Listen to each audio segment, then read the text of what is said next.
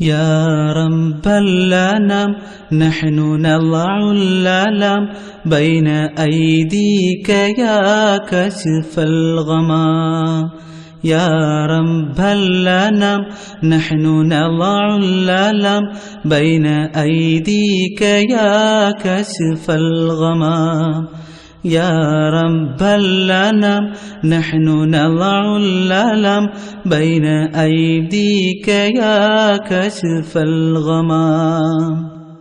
سماؤنا بخل مياؤها شؤوننا فيك رجاؤها. سماؤنا بخل مياؤها. السلام عليكم ورحمة الله وبركاته. إن الحمد لله نحمده ونستعينه ونستغفره ونؤمن به ونتوكل عليه ونعوذ بالله من شرور أنفسنا ومن سيئات أعمالنا. من يهده الله فلا مضل له ومن يضلل فلا هادي له. وأشهد أن لا إله إلا الله وحده لا شريك له. وأشهد أن محمدا عبده ورسوله أرسله بالهدى ودين الحق ليظهره على الدين كله ولو كره المشركون. اللهم صل على محمد وعلى آل محمد كما صليت على إبراهيم وعلى آل إبراهيم إنك حميد مجيد.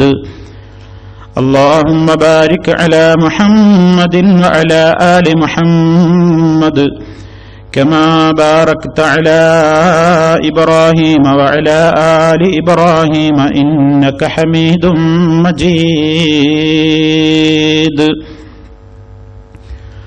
أما بعد فإن خير الكلام كلام الله وخير الهدي هدي محمد صلى الله عليه وسلم وشر الأمور محدثاتها وكل محدثة بدعة وكل بدعة ضلالة. يا أيها الذين آمنوا اتقوا الله حق تقاته ولا تموتن إلا وأنتم مسلمون.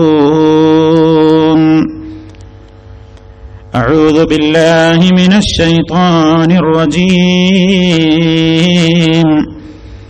وما كان لمؤمن ولا مؤمنة إذا قضى الله ورسوله أمرا أن يكون لهم الخيرة من أمرهم ومن يعص الله ورسوله فقد ضل ضلالا مبينا.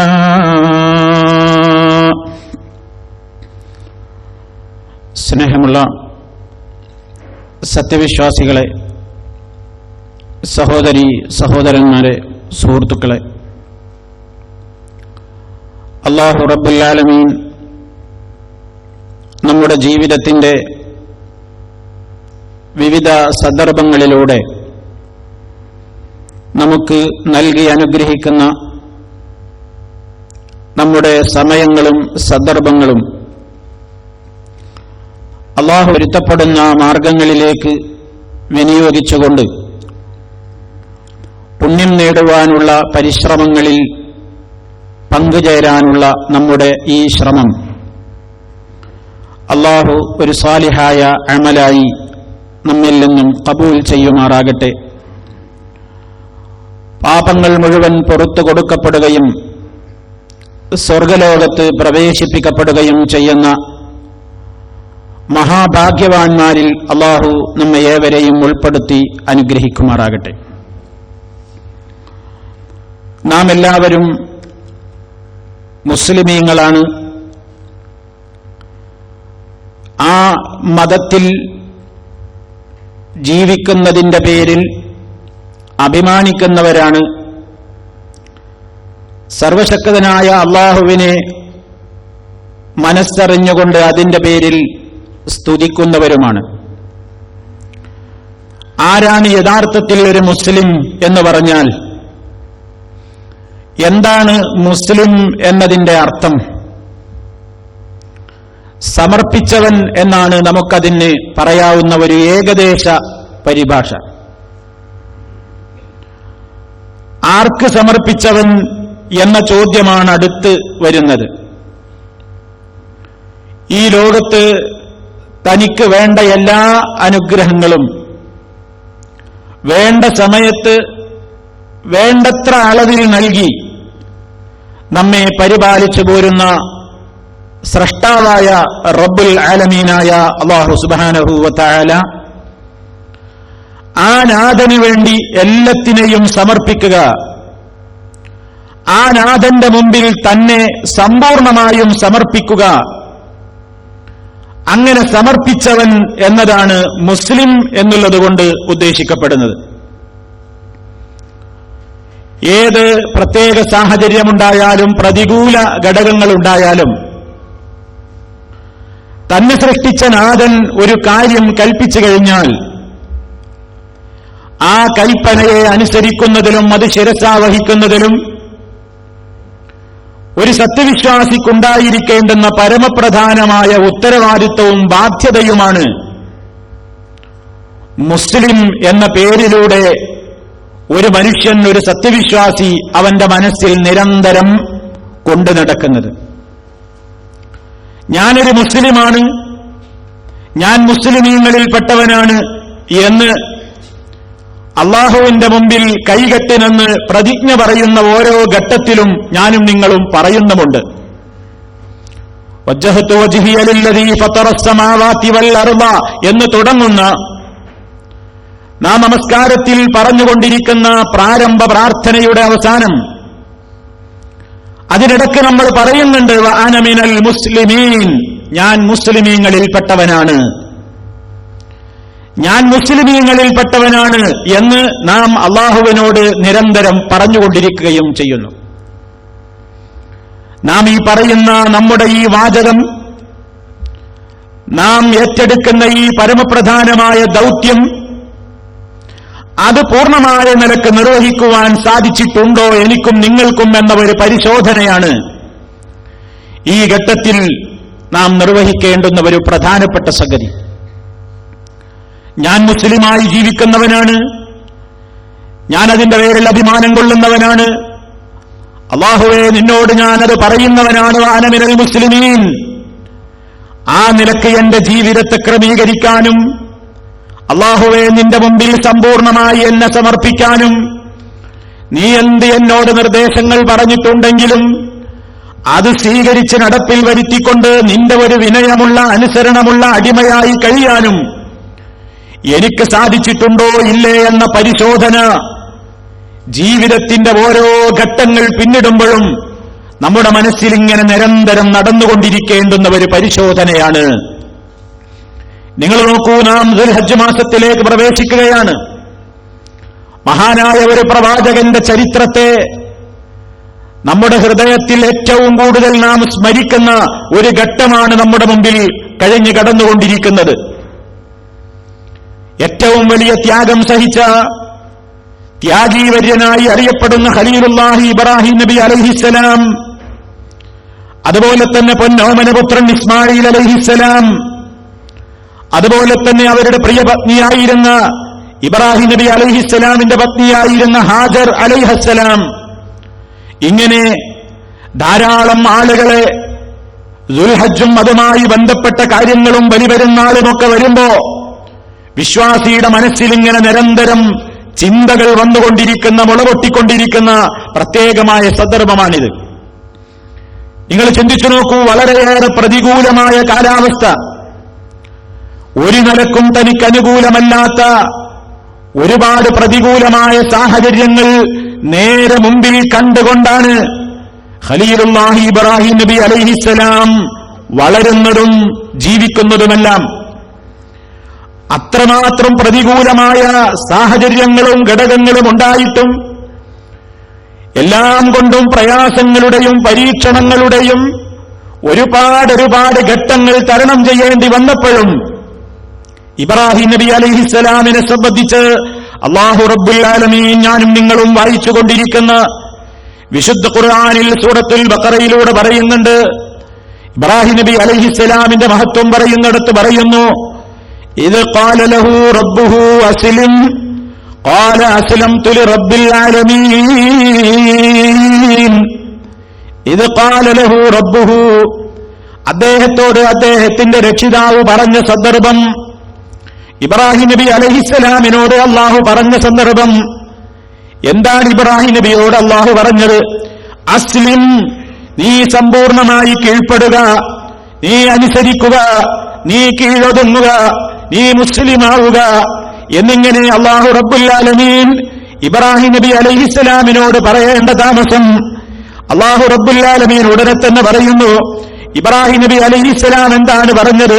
എന്റെ സാഹചര്യങ്ങൾ ഒരുപാട് പ്രയാസമാണ് അല്ലാഹ്, ഒരുപാട് ബുദ്ധിമുട്ടുകൾക്കിടയിലാണ് ഞാൻ ജീവിക്കുന്നത് റബ്ബേ, ഒരുപാട് പ്രതിസന്ധികൾ എനിക്ക് തരണം ചെയ്യാനുണ്ട് ഇനിയും, അതുകൊണ്ട് ഒരൽപ്പം ഇടവേള തരണം, ഒരൽപ്പം കാലതാമസം തരണം, അല്ലെങ്കിൽ എനിക്ക് ചില കാര്യങ്ങളൊക്കെ ഒന്ന് ചിന്തിക്കാനും അതിനുവേണ്ട സൗകര്യങ്ങളൊക്കെ ഒന്ന് ഏർപ്പെടുത്താനുമുള്ള ഒരു കാലതാമസം തരണം അല്ലാഹ് എന്ന് ഇബ്രാഹിം നബി അലൈഹിസ്സലാത്തു വസ്സലാം പറഞ്ഞുവോ?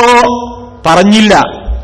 ഇബ്രാഹിം നബിയോട് അല്ലാഹ് പറഞ്ഞതെന്താണ്? ഇദ് ഖാല ലഹു റബ്ബുഹു അസ്ലിം, ഇബ്രാഹിമേ നീ സമ്പൂർണമായി കീഴ്പ്പെടുക, നീ യഥാർത്ഥത്തിൽ അനുസരണമുള്ളവനാവുക എന്ന് പറഞ്ഞപ്പോഴേക്ക് ഇബ്രാഹിം നബി അലൈഹിസ്സലാത്തു വസ്സലാം താമസം വിനാ മറുപടി പറയുകയാണ്, അസ്ലംതു ലിറബ്ബിൽ ആലമീൻ, സർവലോകരുടെയും രക്ഷിതാവായ അല്ലാഹുവിന് ഞാൻ എന്നെ സമർപ്പിച്ചിരിക്കുന്നു.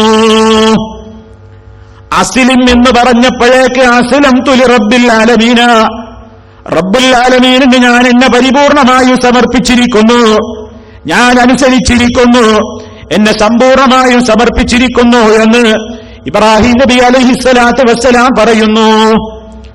ഏത് സാഹചര്യത്തിലുള്ള പ്രവാചകനായിരുന്നു അത്? എന്നെപ്പോലെ നിങ്ങളെപ്പോലെ ഒരു മുസ്ലിം തറവാട്ടിൽ ജനിച്ചു വീണയാളല്ല, ഒരു മുസ്ലിം ബാക്ക്ഗ്രൗണ്ടുള്ള ആളല്ല.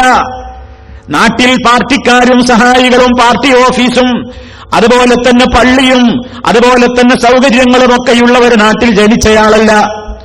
ഇബ്രാഹിം നബി അലൈഹിസ്സലാത്തു വസ്സലാം ഇറാഖിലെ ഊർ എന്ന ഗ്രാമത്തിൽ ഇബ്രാഹിം നബി അലൈഹിസ്സലാം ജനിച്ചു വീഴുന്നത് ഒരു വിഗ്രഹാരാധകന്റെ മാത്രമല്ല, വിഗ്രഹങ്ങളെ സ്വന്തം കൈകൾ കൊണ്ട് കൊത്തിയുണ്ടാക്കിയിട്ട് അത് സ്വന്തം കൈകൊണ്ട് അത് നിർമ്മിച്ച് അത് തലയിലേറ്റി ഗ്രാമഗ്രാമാന്തരങ്ങളിലൂടെ നടന്ന് വിഗ്രഹങ്ങളെ കച്ചവടം നടത്തുകയും അതിലേക്ക് ജനങ്ങളെ പ്രേരിപ്പിക്കുകയും പ്രോത്സാഹിപ്പിക്കുകയും ചെയ്തിരുന്ന ഒരു പിതാവിന്റെ മകനായിക്കൊണ്ട് ഇബ്രാഹിം നബി അലൈഹിസ്സലാത്തു വസ്സലാം ജനിച്ചു വീഴുന്നു. ജനിച്ചു വീണ് ഓർമ്മ വെച്ച നാള് മുതൽ കാണുന്നതും കേൾക്കുന്നതും വിഗ്രഹാരാധനയാണ്, വിഗ്രഹങ്ങളുടെ നിർമ്മാണമാണ് കാണുന്നത്, വിഗ്രഹങ്ങളുടെ പ്രതിഷ്ഠകളുടെ മുമ്പിലുള്ള വണക്കങ്ങളും ആരാധനകളും സുജൂദുകളുമാണ് കാണുന്നത്. അങ്ങനെ എല്ലാം കൊണ്ടും വിഗ്രഹങ്ങളുടേതായ ഒരു പ്രത്യേകമായ ചുറ്റുപാട് നിറഞ്ഞു നിൽക്കുന്ന അന്തരീക്ഷത്തിൽ ജനിച്ചു വീഴുന്നു ഇബ്രാഹിം അലൈഹിസ്സലാം. നാട്ടിലാണെങ്കിൽ പ്രശ്നം അത് തന്നെയാണ്.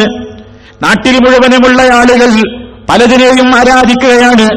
ദിനേന നമുക്ക് വെളിച്ചം തരുന്നല്ലോ സൂര്യൻ എന്ന് പറഞ്ഞുകൊണ്ട് ശംസിനെ ആരാധിക്കുന്നവരുണ്ട്. പൂനിലാവ് പൊഴിക്കുന്നല്ലോ എന്ന് പറഞ്ഞുകൊണ്ട് ചന്ദ്രനെ പൂജിക്കുന്നവരുണ്ട്. നക്ഷത്രങ്ങളെ ധാരാളക്കണക്കിനുള്ള നക്ഷത്രങ്ങൾ മാനത്ത് വിന്നിത്തിളങ്ങുന്നത് കണ്ടിട്ട് അവയെ പൂജിക്കുകയും ആരാധിക്കുകയും ചെയ്തിട്ടുള്ള ജനങ്ങളാണ്. അങ്ങനെ വീട്ടിലും നാട്ടിലും സമുദായത്തിലും ഭരിക്കുന്ന രാഷ്ട്രത്തിന്റെ ഉത്തരവാദപ്പെട്ട കോട്ടകൊത്തളങ്ങളിലും കൊട്ടാരങ്ങളിലും കുടിൽ തൊട്ട് കൊട്ടാരം വരെ മുഴുവൻ എല്ലാ സ്ഥലങ്ങളിലും ലാ ഇലാഹ ഇല്ലല്ലാഹ് എന്നത് കേട്ടുകേൾവി പോലുമില്ലാതെ ശിർക്കിന്റെ മാർഗത്തിലേക്ക് മാത്രം കൂലം കുത്തി ഒഴുകിക്കൊണ്ടിരിക്കുന്ന സഞ്ചരിച്ചുകൊണ്ടിരിക്കുന്ന ഒരു നിറഞ്ഞു നിൽക്കുന്ന ചുറ്റുപാടിലാണ് ഇബ്രാഹിം നബി അലൈഹിസ്സലാം ജനിച്ചു വീണ് വളരുന്നത്. ആ ഇബ്രാഹിം നബിയുടെ സാഹചര്യം എന്തായിരിക്കും? ആരാ സഹായത്തിനുള്ളത്? അവിടെ പാർട്ടിക്കാരില്ല. അവിടെ ഇബ്രാഹിം നബി അലൈഹിസ്സലാം ഒരു മുന്നണി ഉണ്ടാക്കിയിട്ട് ഇബ്രാഹിം നബി അലൈഹിസ്സലാമിനെ സഹായിക്കാൻ അവിടെ ഒരു ഗ്രൂപ്പില്ല. ആരുമില്ല. ആ ഘട്ടത്തിലാണ് ഇബ്രാഹിം നബി അലൈഹിസ്സലാമിന് അല്ലാഹു നബുവത്ത് കൊടുക്കുന്നത്. നബിയായി പ്രഖ്യാപിക്കുകയാണ്. നബിയായി പ്രഖ്യാപിച്ചു കഴിഞ്ഞാൽ പിന്നെ സത്യത്തിന്റെ സന്ദേശം ജനങ്ങൾക്ക് പകർന്നു കൊടുക്കണമല്ലോ. അത് പകർന്നു കൊടുക്കാനുള്ള ഉത്തരവാദിത്വവും ഏൽപ്പിക്കപ്പെടുകയാണ്. എത്രമാത്രം പ്രയാസമുണ്ടാകും ആ പ്രവാചകനെ സംബന്ധിച്ചിടത്തോളം. ഒറ്റയാനാണ്. നമ്മളൊക്കെ ഓരോ നാടുകളിൽ നിന്ന് വന്നവരല്ലേ. ഞാനും നിങ്ങളുമൊക്കെ ഓരോ ഗ്രാമങ്ങളിൽ ജനിച്ചു വീണവരാണ്. നാം ചിന്തിക്കുക, നമുക്ക് നമ്മുടെ നാട്ടിൽ ആരൊക്കെ സഹായികളായിട്ടുണ്ട്, ആരോടൊക്കെ പലരും പറഞ്ഞാൽ സഹായം കിട്ടാനുണ്ട്. ഒരു വേള വീട്ടിൽ നിന്ന് പുറത്താക്കപ്പെട്ടാൽ നമുക്ക് വേണമെങ്കിൽ അന്തിയുറങ്ങാൻ പള്ളികളുണ്ട്, പാർട്ടി ഓഫീസുകളുണ്ട്, സൗകര്യപ്പെട്ട സ്ഥാപനങ്ങളുണ്ട്. നിങ്ങൾ നോക്കൂ, ഖലീലുള്ളാഹി ഇബ്രാഹിം അലൈഹിസ്സലാം ആ രാജ്യത്ത് ഇസ്ലാമികമായ ദഅവത്ത് ആരംഭിക്കുന്ന കാലഘട്ടത്തിൽ അദ്ദേഹത്തിന് സഹായിയായിട്ട് അല്ലാഹു റബ്ബുൽ ആലമീൻ അല്ലാതെ മറ്റൊരാൾ ഇബ്രാഹിം നബിക്ക് തുണയില്ല. അത് നമ്മൾ മനസ്സിലാക്കണം. അത്തരം ഒരു സാഹചര്യത്തിലാണ് ഇബ്രാഹിം അലൈഹിസ്സലാം വളരുന്നത്. ആ ഘട്ടത്തിൽ പോലും അദ്ദേഹത്തോട് അല്ലാഹു പറയാണ്, ഇത് ഖാല ലഹു റബ്ബുഹു അസ്ലിം, അസ്ലിം, നീ സമ്പൂർണമായി കീഴടങ്ങണം, സമ്പൂർണമായി എന്റെ നിർദ്ദേശങ്ങൾ പാലിക്കണം, താമസം വിനാ എല്ലാം അനുസരിക്കണം എന്നങ്ങ് കൽപ്പന കൊടുത്തപ്പോഴേക്ക് ഇത്രമാത്രം പ്രതികൂലമായ സാഹചര്യത്തിനിടക്കാണല്ലോ അള്ള എന്നോട് സമ്പൂർണമായി അവൻ പറഞ്ഞതൊക്കെ കേൾക്കണം എന്ന് പറയുന്നത്. എനിക്കതെങ്ങനെ കഴിയാനാണ് എന്നൊന്നും ചിന്തിക്കാതെ ഉടനെ അള്ള അങ്ങ് പറഞ്ഞപ്പോഴേക്ക് കൊടുത്ത മറുപടിയാണ് നിങ്ങൾ കേട്ടത്. അസ്ലംതു ലിറബ്ബിൽ ആലമീൻ, സർവലോകങ്ങളുടെയും രക്ഷിതാവായ സർവലോകരുടെയും റബ്ബായ അല്ലാഹുവിന് ഞാൻ കീഴടങ്ങിയിരിക്കുന്നു. ഇതാണ് ഇബ്രാഹിം നബി അലൈഹിസ്സലാമിന്റെ ഓർമ്മ നമ്മുടെ മനസ്സിലേക്ക് കയറി വരുന്ന ഈ മാസത്തിലും വരും മാസങ്ങളിലും ദിവസങ്ങളിലുമൊക്കെ നമ്മുടെ മനസ്സിലുണ്ടായിരിക്കേണ്ട പ്രധാനപ്പെട്ട ഒരു വികാരം. നിങ്ങൾ ചിന്തിച്ചു നോക്കൂ, ഇബ്രാഹിം നബി അലൈഹിസ്സലാം സമ്പൂർണ്ണ മുസ്ലിമായി, അള്ളാഹുവിനെ എല്ലാം സമർപ്പിച്ചു. ത്യാഗമാണ് അവിടുത്തെ ജീവിതം മുഴുവനും. ആ ജീവിതത്തിനിടക്ക് പിറന്നു വീണ കുടുംബത്തെ നാം വിശദീകരിച്ചു. വളർന്ന സാഹചര്യം നമ്മൾ പറഞ്ഞു കഴിഞ്ഞു. ഈ ഘട്ടങ്ങളിലൊക്കെ ഓരോ സ്ഥലങ്ങളിലും തന്റെ ഉത്തരവാദിത്തം കൃത്യമായി നിർവഹിക്കുന്നു. ആദ്യം ഇബ്രാഹിം നബി അലൈഹിസ്സലാത്തു വസ്സലാം മനസ്സിലാക്കുന്നത് എന്താണ്? ഈ പ്രപഞ്ചത്തിന്റെ നാഥൻ, ആ നാഥനാണ് മനുഷ്യന് വേണ്ട എല്ലാ സൗകര്യങ്ങളും തരുന്ന റബ്ബ്. സൃഷ്ടിച്ചവൻ അവനാണ്, ഭക്ഷണം തരുന്നവൻ അവനാണ്, രോഗിയായാൽ ശിഫ നൽകുന്നവൻ അവനാണ്. അബദ്ധങ്ങൾ വല്ലതും സംഭവിച്ചു പോയാൽ മോചനത്തിന് വേണ്ടി തേടേണ്ട കേന്ദ്രം അവൻ മാത്രമാണ്. അതുപോലെ തന്നെ എന്തെന്ത് പ്രയാസങ്ങളും ബുദ്ധിമുട്ടുകളും ഉണ്ടെങ്കിലും ഏത് പ്രതിസന്ധി ഘട്ടത്തിലും സഹായം നൽകുന്നവൻ അല്ലാഹു തന്നെ.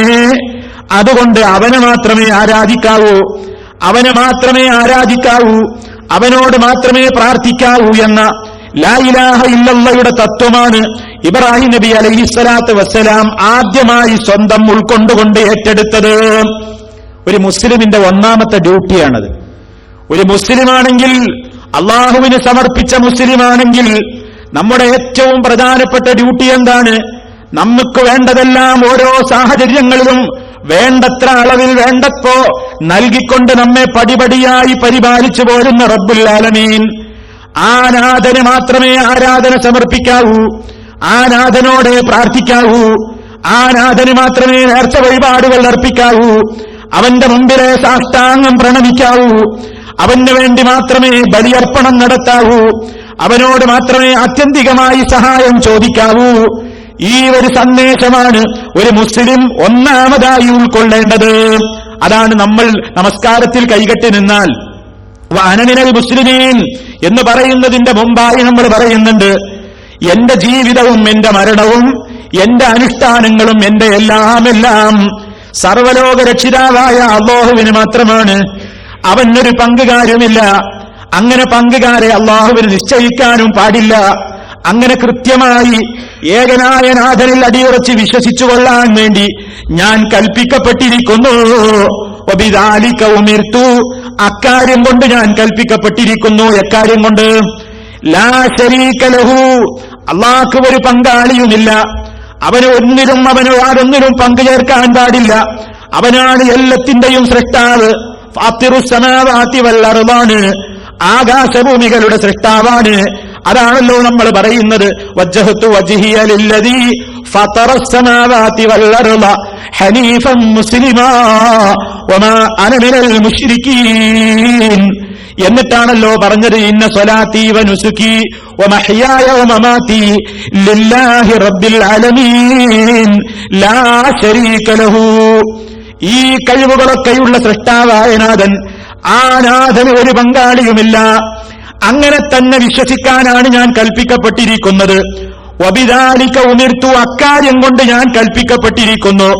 ആ കൽപ്പിക്കപ്പെട്ട കാര്യമടക്കം ഞാൻ മുമ്പ് പറഞ്ഞ എന്റെ ജീവിതം, എന്റെ മരണം, എന്റെ ജീവിതത്തിന്റെ ഓരോ അടക്കങ്ങളും അനക്കങ്ങളും ഓരോ കാര്യങ്ങളും അങ്ങനെ എന്നോട് കൽപ്പിക്കപ്പെട്ട നിലക്ക് അത് സ്വീകരിക്കാൻ ഞാൻ സന്നദ്ധനാണ് റബ്ബേ.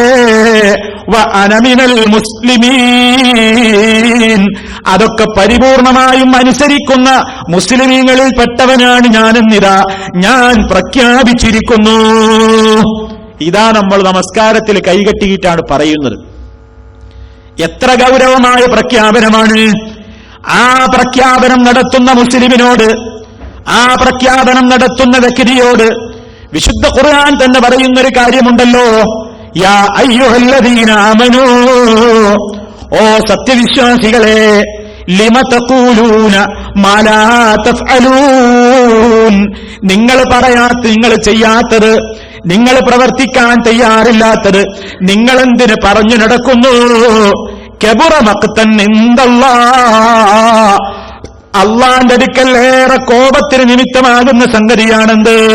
നിങ്ങൾ പ്രവർത്തിക്കാത്തത് നിങ്ങൾ പറഞ്ഞു നടക്കൽ. എത്ര ഗുരുതരമാണ്! എത്ര ഗൗരവത്തോടെ നമ്മൾ ആലോചിക്കണം. എത്രമാത്രം വലിയ ത്യാഗത്തിന്റെ ഉത്തരവാദിത്തമുള്ളവരാണ് നമ്മൾ. ത്യാഗീവര്യനായ ഇബ്രാഹിം നബി അലൈഹിസ്സലാത്തു വസ്സലാമിന്റെ ഓർമ്മകൾ നമ്മുടെ ഹൃദയങ്ങളിലേക്ക് കയറി വരുന്ന ഈ ഘട്ടത്തിൽ മഹാനായ ഇബ്രാഹിം നബി അലൈഹിസ്സലാമിന്റെ ത്യാഗം എവിടെ? ആ ത്യാഗത്തിന്റെ പാരമ്പര്യം അവകാശപ്പെടുന്ന, ആ മതത്തിന്റെ ആളുകളാണെന്ന് പറയുന്ന, ആ പാരമ്പര്യത്തിലേക്ക് ക്ഷണിച്ച മഹാനായ മുഹമ്മദ് റസൂൽ സല്ലല്ലാഹു അലൈഹി വസല്ലമിന്റെ ഉമ്മത്തിലെ ആളുകളാണെന്ന് അവകാശപ്പെടുന്ന, അതിന്റെ പേരിൽ അഭിമാനിക്കുന്ന എന്റെയും നിങ്ങളുടെയും ത്യാഗമെവിടെ? ഇതാണ് നമ്മൾ ആലോചിക്കേണ്ടത്. ആ ത്യാഗിവര്യനായ ഇബ്രാഹിം നബി അലൈഹിസ്സലാമിന്റെ ത്യാഗമെവിടെ? ഒരു ത്യാഗവും സഹിക്കാൻ തയ്യാറില്ലാത്ത ഇന്നത്തെ മുസ്ലിം സമുദായത്തിന്റെ അവസ്ഥയെന്ത്? ഇത് നമ്മളൊന്ന് ആലോചിക്കണം. നോക്കൂ, നിങ്ങൾ ഇന്ന് ഏറ്റവും കൂടുതൽ ഈ സമൂഹത്തിന് ആവശ്യം ലാ ഇലാഹ ഇല്ലല്ലാഹയെ തെറ്റിദ്ധരിച്ചിട്ടുള്ള ഖൗമിനെ നന്നാക്കലാണ്. ഇബ്രാഹിം നബി അലൈഹിസ്സലാത്തു വസ്സലാം ഒരു സ്വന്തം വീട്ടിൽ നിന്ന് തുടങ്ങി ബാപ്പയോട് ആദ്യം തന്നെ പറയുകയാണ് യാ അബത്തി എന്ന് പറഞ്ഞുകൊണ്ട്, ഉപ്പാനെ വിളിച്ചുകൊണ്ട് ദഅവത്ത് ആരംഭിച്ച പ്രവാചകനാണ് ഇബ്രാഹിം നബി അലൈഹിസ്സലാം. ഞാനും നിങ്ങളും ഒന്ന് ആലോചിച്ചു നോക്കൂ. ഇസ്ലാമിൽ ഞാനും നിങ്ങളും മനസ്സിലാക്കിയിട്ടുള്ള ചെറുതും വലുതുമായ സത്യങ്ങൾ അതാദ്യം പറയാൻ എനിക്കും നിങ്ങൾക്കും ഉത്തരവാദം ആരോടാണ് അതാദ്യം കേൾപ്പിക്കേണ്ടത്? നിങ്ങൾ നോക്കൂ, നബി സല്ലല്ലാഹു അലൈഹി വസല്ലം ഈ ലാ ഇലാഹ ഇല്ലല്ലാഹ് എന്ന ദഅവത്തുമായിട്ട് ഇറങ്ങിയപ്പോ വിശുദ്ധ ഖുർആൻ എന്താണ് മുഹമ്മദ് നബി സല്ലല്ലാഹു അലൈഹി വസല്ലമിനോട് കൽപ്പന കൊടുത്തത്? വഅൻദിർ അശീറതകൽ അഖറബീൻ, ഓ നബിയേ, താങ്കൾ താക്കീത് നൽകൂ, മുന്നറിയിപ്പ് കൊടുക്കൂ നബിയേ. അശീറതകൽ അഖറബീൻ, അങ്ങയുടെ ഏറ്റവും അടുത്ത കുടുംബങ്ങൾക്ക് താക്കീത് കൊടുക്കൂ നബിയേ. ഏതൊരു മനുഷ്യനും അതൊരു ബാധ്യതയാണ്. നബി സല്ലല്ലാഹു അലൈഹി വസല്ലം അത് നിർവഹിച്ചു. അംഗീകരിച്ചവരുണ്ടായിരുന്നു, നിരാകരിച്ചവരുണ്ടായിരുന്നു. പക്ഷേ അത് പറഞ്ഞയാളെ സംബന്ധിച്ചിടത്തോളം അതൊരു കുറ്റമല്ല. അംഗീകരിക്കുന്നവരുണ്ടാകാം, തള്ളിക്കളയുന്നവരുണ്ടാകാം. പക്ഷേ നമ്മുടെ പ്രഥമമായ ബാധ്യത സ്വന്തം കുടുംബത്തോട് ഈ സന്ദേശം പറയലാണ്. ഇബ്രാഹിം നബി അലൈഹിസ്സലാത്തു വസ്സലാം റബ്ബുൽ ആലമീനിനെ ശരിക്കും പരിചയപ്പെട്ടത് മുതൽ സ്വന്തം ബാപ്പയോട് ആദ്യം തന്നെ പറയുകയാണ്, നിങ്ങൾ എന്തിനാണ് ഈ ഉപകാരമില്ലാത്തവയെ ആരാധിക്കുന്നത്? ബാപ്പയോടാണ് ആദ്യം ചോദിക്കുന്നത്. ലിമ തഅ്ബുദൂ, നിങ്ങൾ എന്തിനാരാധിക്കുന്നു? കേൾക്കാത്ത, കാണാത്ത, ഒരു ഉപകാരവും ചെയ്യാത്ത, ഒന്നും നിങ്ങൾക്ക് നേടിത്തരാനാവാത്തതിനെ എന്തിനു നിങ്ങൾ ആരാധിക്കുന്നു? അതിന്റെ വ്യർത്ഥതകൾ, അതുകൊണ്ടുണ്ടാകുന്ന ദൂഷ്യഫലങ്ങളൊക്കെ പറഞ്ഞിട്ട് ഇബ്രാഹിം നബി അലൈഹിസ്സലാത്തു വസ്സലാം ബാപ്പയുടെ മുമ്പിൽ വെച്ച് പ്രഖ്യാപിച്ച പ്രഖ്യാപനം വഅഅ്തസിലുക്കും വമാ തദ്ഊന മിൻ ദൂനില്ലാഹ് വഅദ്ഉ റബ്ബി അസാ അല്ലാ അകൂന ബിദുആഇ റബ്ബി ശഖിയ്യാ. സൂറത്ത് മറിയമിൽ അല്ലാഹു വിശദമാക്കിയ കാര്യമാണിത്. ബാപ്പയോട് യാ അബത്തി എന്നിങ്ങനെ വിളിച്ചു പറഞ്ഞുകൊണ്ട് കുറെ ഉപദേശങ്ങൾ പറഞ്ഞിട്ട് ബാപ്പയുടെ മുഖത്ത് നോക്കിയിട്ട് ധീരതയോടുകൂടി ആ കാര്യത്തിൽ ബാപ്പയേക്കാൾ തനിക്ക് ഉത്തരവാദിത്തമുള്ളത് തന്നെ പടച്ച നാഥനോടാണ്. ആ നാഥന്റെ പ്രീതി മനസ്സിൽ കണ്ടുകൊണ്ട് എല്ലാ ബഹുമാനങ്ങളും നിലനിർത്തിക്കൊണ്ട് ഉപ്പയോട് പറയുകയാണ് ഇബ്രാഹിം അലൈഹിസ്സലാം, വഅഅ്തസിലുക്കും, ഞാൻ നിങ്ങളെ ഒഴിവാക്കാൻ പോവുകയാണ്, ഞാൻ നിങ്ങളുമായി പിരിയാൻ പോവുകയാണ്, ഞാൻ നിങ്ങളോട് വിട്ടുമാറാൻ പോവുകയാണ്. നിങ്ങളെ മാത്രമല്ല, കാരണം നിങ്ങളോടുള്ള വ്യക്തിവിരോധം കൊണ്ടല്ല, വമാ തദ്ഊന മിൻ ദൂനില്ലാഹ്, അല്ലാഹുവിന് പുറമേ നിങ്ങൾ ആരോടൊക്കെ വിളിച്ചു പ്രാർത്ഥിക്കുന്നുണ്ടോ, അല്ലാഹുവിന് പുറമേ നിങ്ങൾ ആരെയൊക്കെ ദൈവങ്ങളായി കാണുന്നുണ്ടോ, ആരോടൊക്കെ നിങ്ങൾ ദുആ ഇരക്കുന്നുണ്ടോ, അവരെയും ഞാനിതാ കൈയൊഴിച്ചിരിക്കുന്നു. പിന്നെ എനിക്കൊരാദർശമുണ്ട്, അതും ഞാൻ പറയട്ടെ. ഇവയൊക്കെ കൈയൊഴിച്ചിട്ട് ഞാൻ എങ്ങോട്ടാ പോകുന്നതെന്നോ, റബ്ബി, ഞാൻ എന്നെ പടച്ച എന്റെ സൃഷ്ടാവായ റബ്ബുൽ ആലമീനിനെ മാത്രമേ ദുആ ചെയ്യുന്നുള്ളൂ. ആ പ്രഖ്യാപനം നടത്തുകയാണ് ബാപ്പയുടെ മുമ്പിൽ. പ്രതികരണമൊന്നും ആലോചിച്ചില്ല. എന്തായിരിക്കും ബാപ്പയുടെ പ്രതികരണം എന്നൊന്നും ആലോചിച്ചില്ല. എന്തും വരട്ടെ, താൻ ബാപ്പയെങ്ങാനും പുറത്താക്കിയാൽ, ഈ ബാപ്പയോട് ഞാനിത് പറഞ്ഞാൽ, ബാപ്പ എന്നെ പിടിച്ചു പുറത്താക്കിയാൽ ഞാൻ എവിടെ പോകാനാണ്? നമുക്കിന്ന് നമ്മുടെ വീട്ടിൽ നിന്നൊരാൾ പുറത്താക്കിയാൽ കയറിക്കിടക്കാൻ ഞാൻ നേരത്തെ പറഞ്ഞ കേന്ദ്രങ്ങളുണ്ട്, പള്ളികളുണ്ട്, ഓഫീസുകളുണ്ട്, സ്ഥാപനങ്ങളുണ്ട്, പലരും നമ്മെ സ്വീകരിക്കാനുണ്ട്, കൂട്ടുകാരുണ്ട്, പല സുഹൃത്തുക്കളുമുണ്ട്. അതേ അവസരത്തിൽ ഇബ്രാഹിം നബി അലൈഹിസ്സലാത്തു വസ്സലാം ബാപ്പയുടെ മുമ്പിൽ ഈ ആദർശമങ്ങ് തുറന്നു പറയുമ്പോ ആരെ കണ്ടിട്ടാ തുറന്നു പറയുന്നത്? ആര് സഹായിക്കുമെന്ന് വിചാരിച്ചിട്ടാണ്? ആ അവസരത്തിൽ ബാപ്പ പറഞ്ഞല്ലോ, മോനെ, നീ പറയുന്ന വർത്തമാനം അവസാനിപ്പിച്ചിട്ടില്ലെങ്കിൽ നിന്നെ ഞാൻ എറിഞ്ഞോടിക്കുന്നതാണ്. അതുകൊണ്ട് നീ ഈ പുതിയ ആദർശത്തിൽ നിന്ന് മടങ്ങാൻ തയ്യാറില്ലെങ്കിൽ നീ എന്നെ വിട്ടിവിടെ നിന്ന് പോകണം, അല്ലെങ്കിൽ നിനക്ക് നന്നാവില്ല, ഗുണം പിടിക്കില്ല എന്ന് ശപിക്കുകയാണ്. ആ ചീത്ത വാക്കുകൾ പറയുകയാണ് ഇബ്രാഹിം നബി അലൈഹിസ്സലാമിനോട് പിതാവ്. ആ അവസരത്തിലും ഇബ്രാഹിം നബി അലൈഹിസ്സലാം പതറിയില്ല. പുറത്താക്കിയിട്ട് ഞാൻ എവിടെ പോകാനാണ്? ആരെന്നെ സഹായിക്കാനാണ്?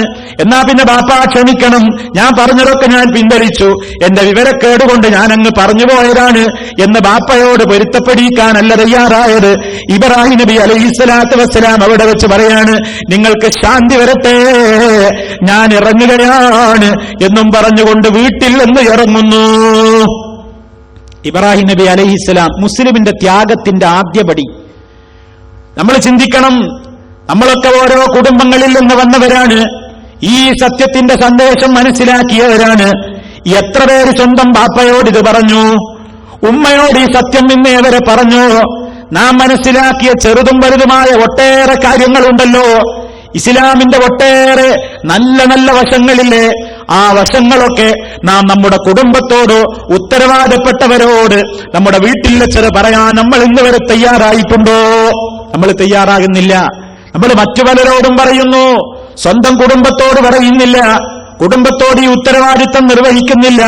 എന്നാൽ നമ്മൾ മനസ്സിലാക്കണം, ത്യാഗം അവിടെ തുടങ്ങുകയാണ്. കുടുംബത്തോട് പറയണം, ബന്ധപ്പെട്ടവരോട് പറയണം. സ്വീകരിക്കലും നിരാകരിക്കലും ഒന്നും നമ്മുടെ കഴിവിൽപ്പെട്ടതല്ല, അത് അള്ളയാണ് തീരുമാനിക്കുന്നത്. പക്ഷേ പറയേണ്ട ബാധ്യത നമുക്കുണ്ട്. ഇബ്രാഹിം നബി അലൈഹിസ്സലാത്തു വസ്സലാം ആ അർത്ഥത്തിൽ ശരിക്കും പ്രതികരിക്കുകയായിരുന്നു. നാട്ടിലിറങ്ങി, നാട്ടിലും ആശാവഹമായ ഉത്തരങ്ങളല്ല, നാട്ടുകാർ മുഴുവനും എതിരായി, ഒരുപാട് പ്രയാസങ്ങളായി, അഗ്നികുണ്ഡം വരെ ഏറ്റുവാങ്ങേണ്ടി വന്നു ഇബ്രാഹിം നബി അലൈഹിസ്സലാം. ഇബ്രാഹിം നബി അലൈഹിസ്സലാമിന്റെ മാത്രം കഥയല്ലിത്. ഈ ആദർശത്തെ ആദ്യമായി ഉൾക്കൊള്ളുകയും ഉൾക്കൊണ്ട ആദർശത്തെ മറ്റുള്ളവരിലേക്ക് എത്തിച്ചു കൊടുക്കാൻ വേണ്ടി ഏറ്റവും വലിയ ത്യാഗം സഹിക്കാൻ വേണ്ടി തയ്യാറായ മുഴുവൻ പ്രവാചകന്മാരുടെയും ചരിത്രം ഇതിന് സാക്ഷിയാണ്. വധശിക്ഷ ഏറ്റുവാങ്ങേണ്ടി വന്ന പ്രവാചകന്മാരുണ്ട്. ഈർച്ചവാളുകൾ കൊണ്ട് ഈർന്നു മുറിച്ച് 2 കഷ്ടമാക്കി തള്ളപ്പെട്ട പ്രവാചകന്മാരുണ്ട്. സ്വന്തം പിറന്ന നാട്ടിൽ നിന്ന് ധാരാളം അമ്പിയാക്കന്മാരെ തദ്ദേശീയരായ ആളുകൾ പിടിച്ചു പുറത്താക്കി ബഹിഷ്കരിച്ചു. അവരാ നാട് വിട്ടുകൊണ്ട് മറ്റൊരു നാട്ടിലേക്ക് ഓടിപ്പോകേണ്ടി വന്നു. എന്തേ കാരണം? എന്താണ് കാരണം? അവരൊക്കെ മുസ്ലിമീങ്ങളായിരുന്നു. അവരൊക്കെ അള്ളാഹു അവരോട് അസ്ലിം എന്ന് പറഞ്ഞപ്പോൾ അസ്ലം തു എന്ന് പറയുക മാത്രമല്ല, അത് ജീവിതത്തിൽ പ്രവൃത്തിപഥത്തിൽ തെളിയിച്ചവരാണ്. അപ്പൊ മുസ്ലിമാണോ? കഷ്ടപ്പാടുണ്ടാകും, പ്രയാസങ്ങളുണ്ടാകും, ബുദ്ധിമുട്ടുകളുണ്ടാകും, പീഡനങ്ങളുണ്ടാകും, പ്രയാസങ്ങളുണ്ടാകും. നിങ്ങൾ നോക്കൂ, ആ നിലക്ക് തന്നെയാണ് ബാപ്പ മകനെയും വളർത്തിയത്. ഇസ്മായിൽ അലൈഹിസ്സലാമിനോട് ഏറ്റവും വലിയ അപകടകരമായ ഒരു സ്വപ്നത്തെ സംബന്ധിച്ച് പറഞ്ഞപ്പോഴും വിശദീകരിക്കേണ്ടതില്ലല്ലോ. മോനെ, നിന്നെ അറുക്കണം എന്ന കൽപ്പന വന്നിരിക്കുന്നു, എന്താണ് മോനെ നിന്റെ അഭിപ്രായമെന്ന് ചോദിച്ചപ്പോ ബാപ്പക്കൊത്ത മകൻ തന്നെ മറുപടി എന്താ പറയുന്നത്? ഇഫ്അൽ മാ തുഅ്മർ, ഇഫ്അൽ മാ തുഅ്മർ, കൽപ്പിക്കപ്പെട്ടത് ചെയ്തോളൂ പിതാവേ. അങ്ങയുടെ മുമ്പിൽ ഞാനിതാ നിങ്ങളോട് കൽപ്പിക്കപ്പെട്ട കാര്യം നിർവഹിക്കുമ്പോ അനുസരണമുള്ള ഒരാളായിട്ട് നിങ്ങൾക്ക് എന്നെ കാണാം, ക്ഷമിക്കുന്ന ഒരാളായിട്ട് എന്നെ താങ്കൾക്ക് കാണാമെന്ന് പിതാവിനോട് ധീരമായി മറുപടി പറയുന്ന മകൻ. നോക്കൂ നിങ്ങൾ, ബാപ്പ പറഞ്ഞാൽ കേൾക്കുന്ന മകൻ, മകൻ പറഞ്ഞാൽ ആ അർത്ഥത്തിൽ തന്നെ ഉൾക്കൊള്ളുന്ന പിതാവ്. അതായിരുന്നു ഇബ്രാഹിം നബിയും ഇസ്മായിൽ നബിയും. ഇന്ന് ബാപ്പ പറഞ്ഞത് കേൾക്കാൻ തയ്യാറില്ലാത്ത മക്കൾ, ആ നിലക്ക് അത് പഠിപ്പിക്കപ്പെടാത്ത മക്കൾ. ഇബ്രാഹിം നബി അലൈഹിസ്സലാമിനെ സംബന്ധിച്ച് അദ്ദേഹത്തിന്റെ ത്യാഗം, അദ്ദേഹം വളരെ കൃത്യമായി വസിയത്ത് കൊടുത്തത് അള്ളാഹുവിന് സമ്പൂർണമായി ഞാൻ എന്നെ സമർപ്പിച്ചിരിക്കുന്നു എന്ന് പറയുക മാത്രമല്ല, ഇബ്രാഹിമു ബനീഹി വയഖൂബ്, ഇബ്രാഹിം തന്റെ മക്കളോട് അതുപോലെ യാക്കൂബും തന്റെ മക്കളോട് ഈ കാര്യത്തിന് വസിയത്ത് ചെയ്തവരാണ്. ഈ ത്യാഗത്തിന്റെ കാര്യം ജീവിതത്തിൽ കൊണ്ടു നടക്കാമെന്ന് വസിയത്ത് ചെയ്യുകയും അത് കൃത്യമായി ഏൽപ്പിച്ചു കൊടുക്കുകയും ചെയ്തു ഇബ്രാഹിം അലൈഹിസ്സലാം മക്കളോട്. കണ്ടോ, ആ നിലക്കുള്ള ത്യാഗം. മുസ്ലിം എന്ന് പറഞ്ഞാൽ ജീവിതത്തിൽ അവരുടെ കുടുംബത്തിലും സ്വന്തത്തിലും എല്ലായിടത്തും ആ ത്യാഗം അവർ മുറുകെ പിടിച്ചു. എന്തിനാണ് ഞാൻ ഈ ആമുഖം സൂചിപ്പിച്ചത്? മുസ്ലിമീങ്ങളായ നമ്മുടെ ബാധ്യത, അള്ളാഹുവിന്റെ ഒരു കൽപ്പന കിട്ടിക്കഴിഞ്ഞാൽ ആ കൽപ്പന എനിക്കിഷ്ടമാണെങ്കിലും അല്ലെങ്കിലും ഞാനൊരു സ്വീകരിക്കാൻ ബാധ്യസ്ഥനാണ്. ഇബ്രാഹിം നബി അലൈഹിസ്സലാമിനോട് പറഞ്ഞ ഓരോ കാര്യങ്ങളും നോക്കൂ നിങ്ങൾ. ഏത് കാര്യം എടുത്താലോചിച്ചു നോക്കിയാലും വളരെ പ്രയാസകരമാണ്. അത്രയും പരീക്ഷണങ്ങൾക്കാണ് വിധേയനായത്. അതാണല്ലോ ഖുർആൻ തന്നെ സൂചിപ്പിക്കുന്നത്. ഇബ്രാഹീമ റബ്ബുഹു ബികലിമാത്തിൻ ഫഅതമ്മഹുൻ. ഇബ്രാഹിം നബി അലൈഹിസ്സലാമിനെ അള്ളാഹു പരീക്ഷിച്ച സന്ദർഭം പരീക്ഷണമായിരുന്നു. ഒരുപടി പരീക്ഷണങ്ങൾ, എത്രയാണെന്ന് നമുക്ക് വിശദീകരിക്കാനാവില്ല, അത്രത്തോളം പരീക്ഷണങ്ങൾ ഉണ്ടായി. ആ പരീക്ഷണങ്ങളിലൊക്കെ മഹാനായ ഇബ്രാഹിം നബി അലൈഹിസ്സലാം വിജയിക്കുകയായിരുന്നു. അദ്ദേഹം അള്ളാഹു എന്ത് കൽപ്പിച്ചാലും അത് അപ്പടി അങ്ങ് സ്വീകരിച്ചു. ആ നിലക്കൊരു മുസ്ലിമായി. ആ ഇബ്രാഹിം നബി അലൈഹിസ്സലാമിനെ നിങ്ങൾ പിൻപറ്റണമെന്ന് ഖുർആൻ പറയുന്നു. മുഹമ്മദ് നബി സല്ലല്ലാഹു അലൈഹി വസല്ലമിനോട് പറഞ്ഞു, ഖിയാമത്ത് നാൾ വരെയുള്ള മുഴുവൻ മുസ്ലിമീങ്ങളോടും പറയുന്നു. എന്ത്?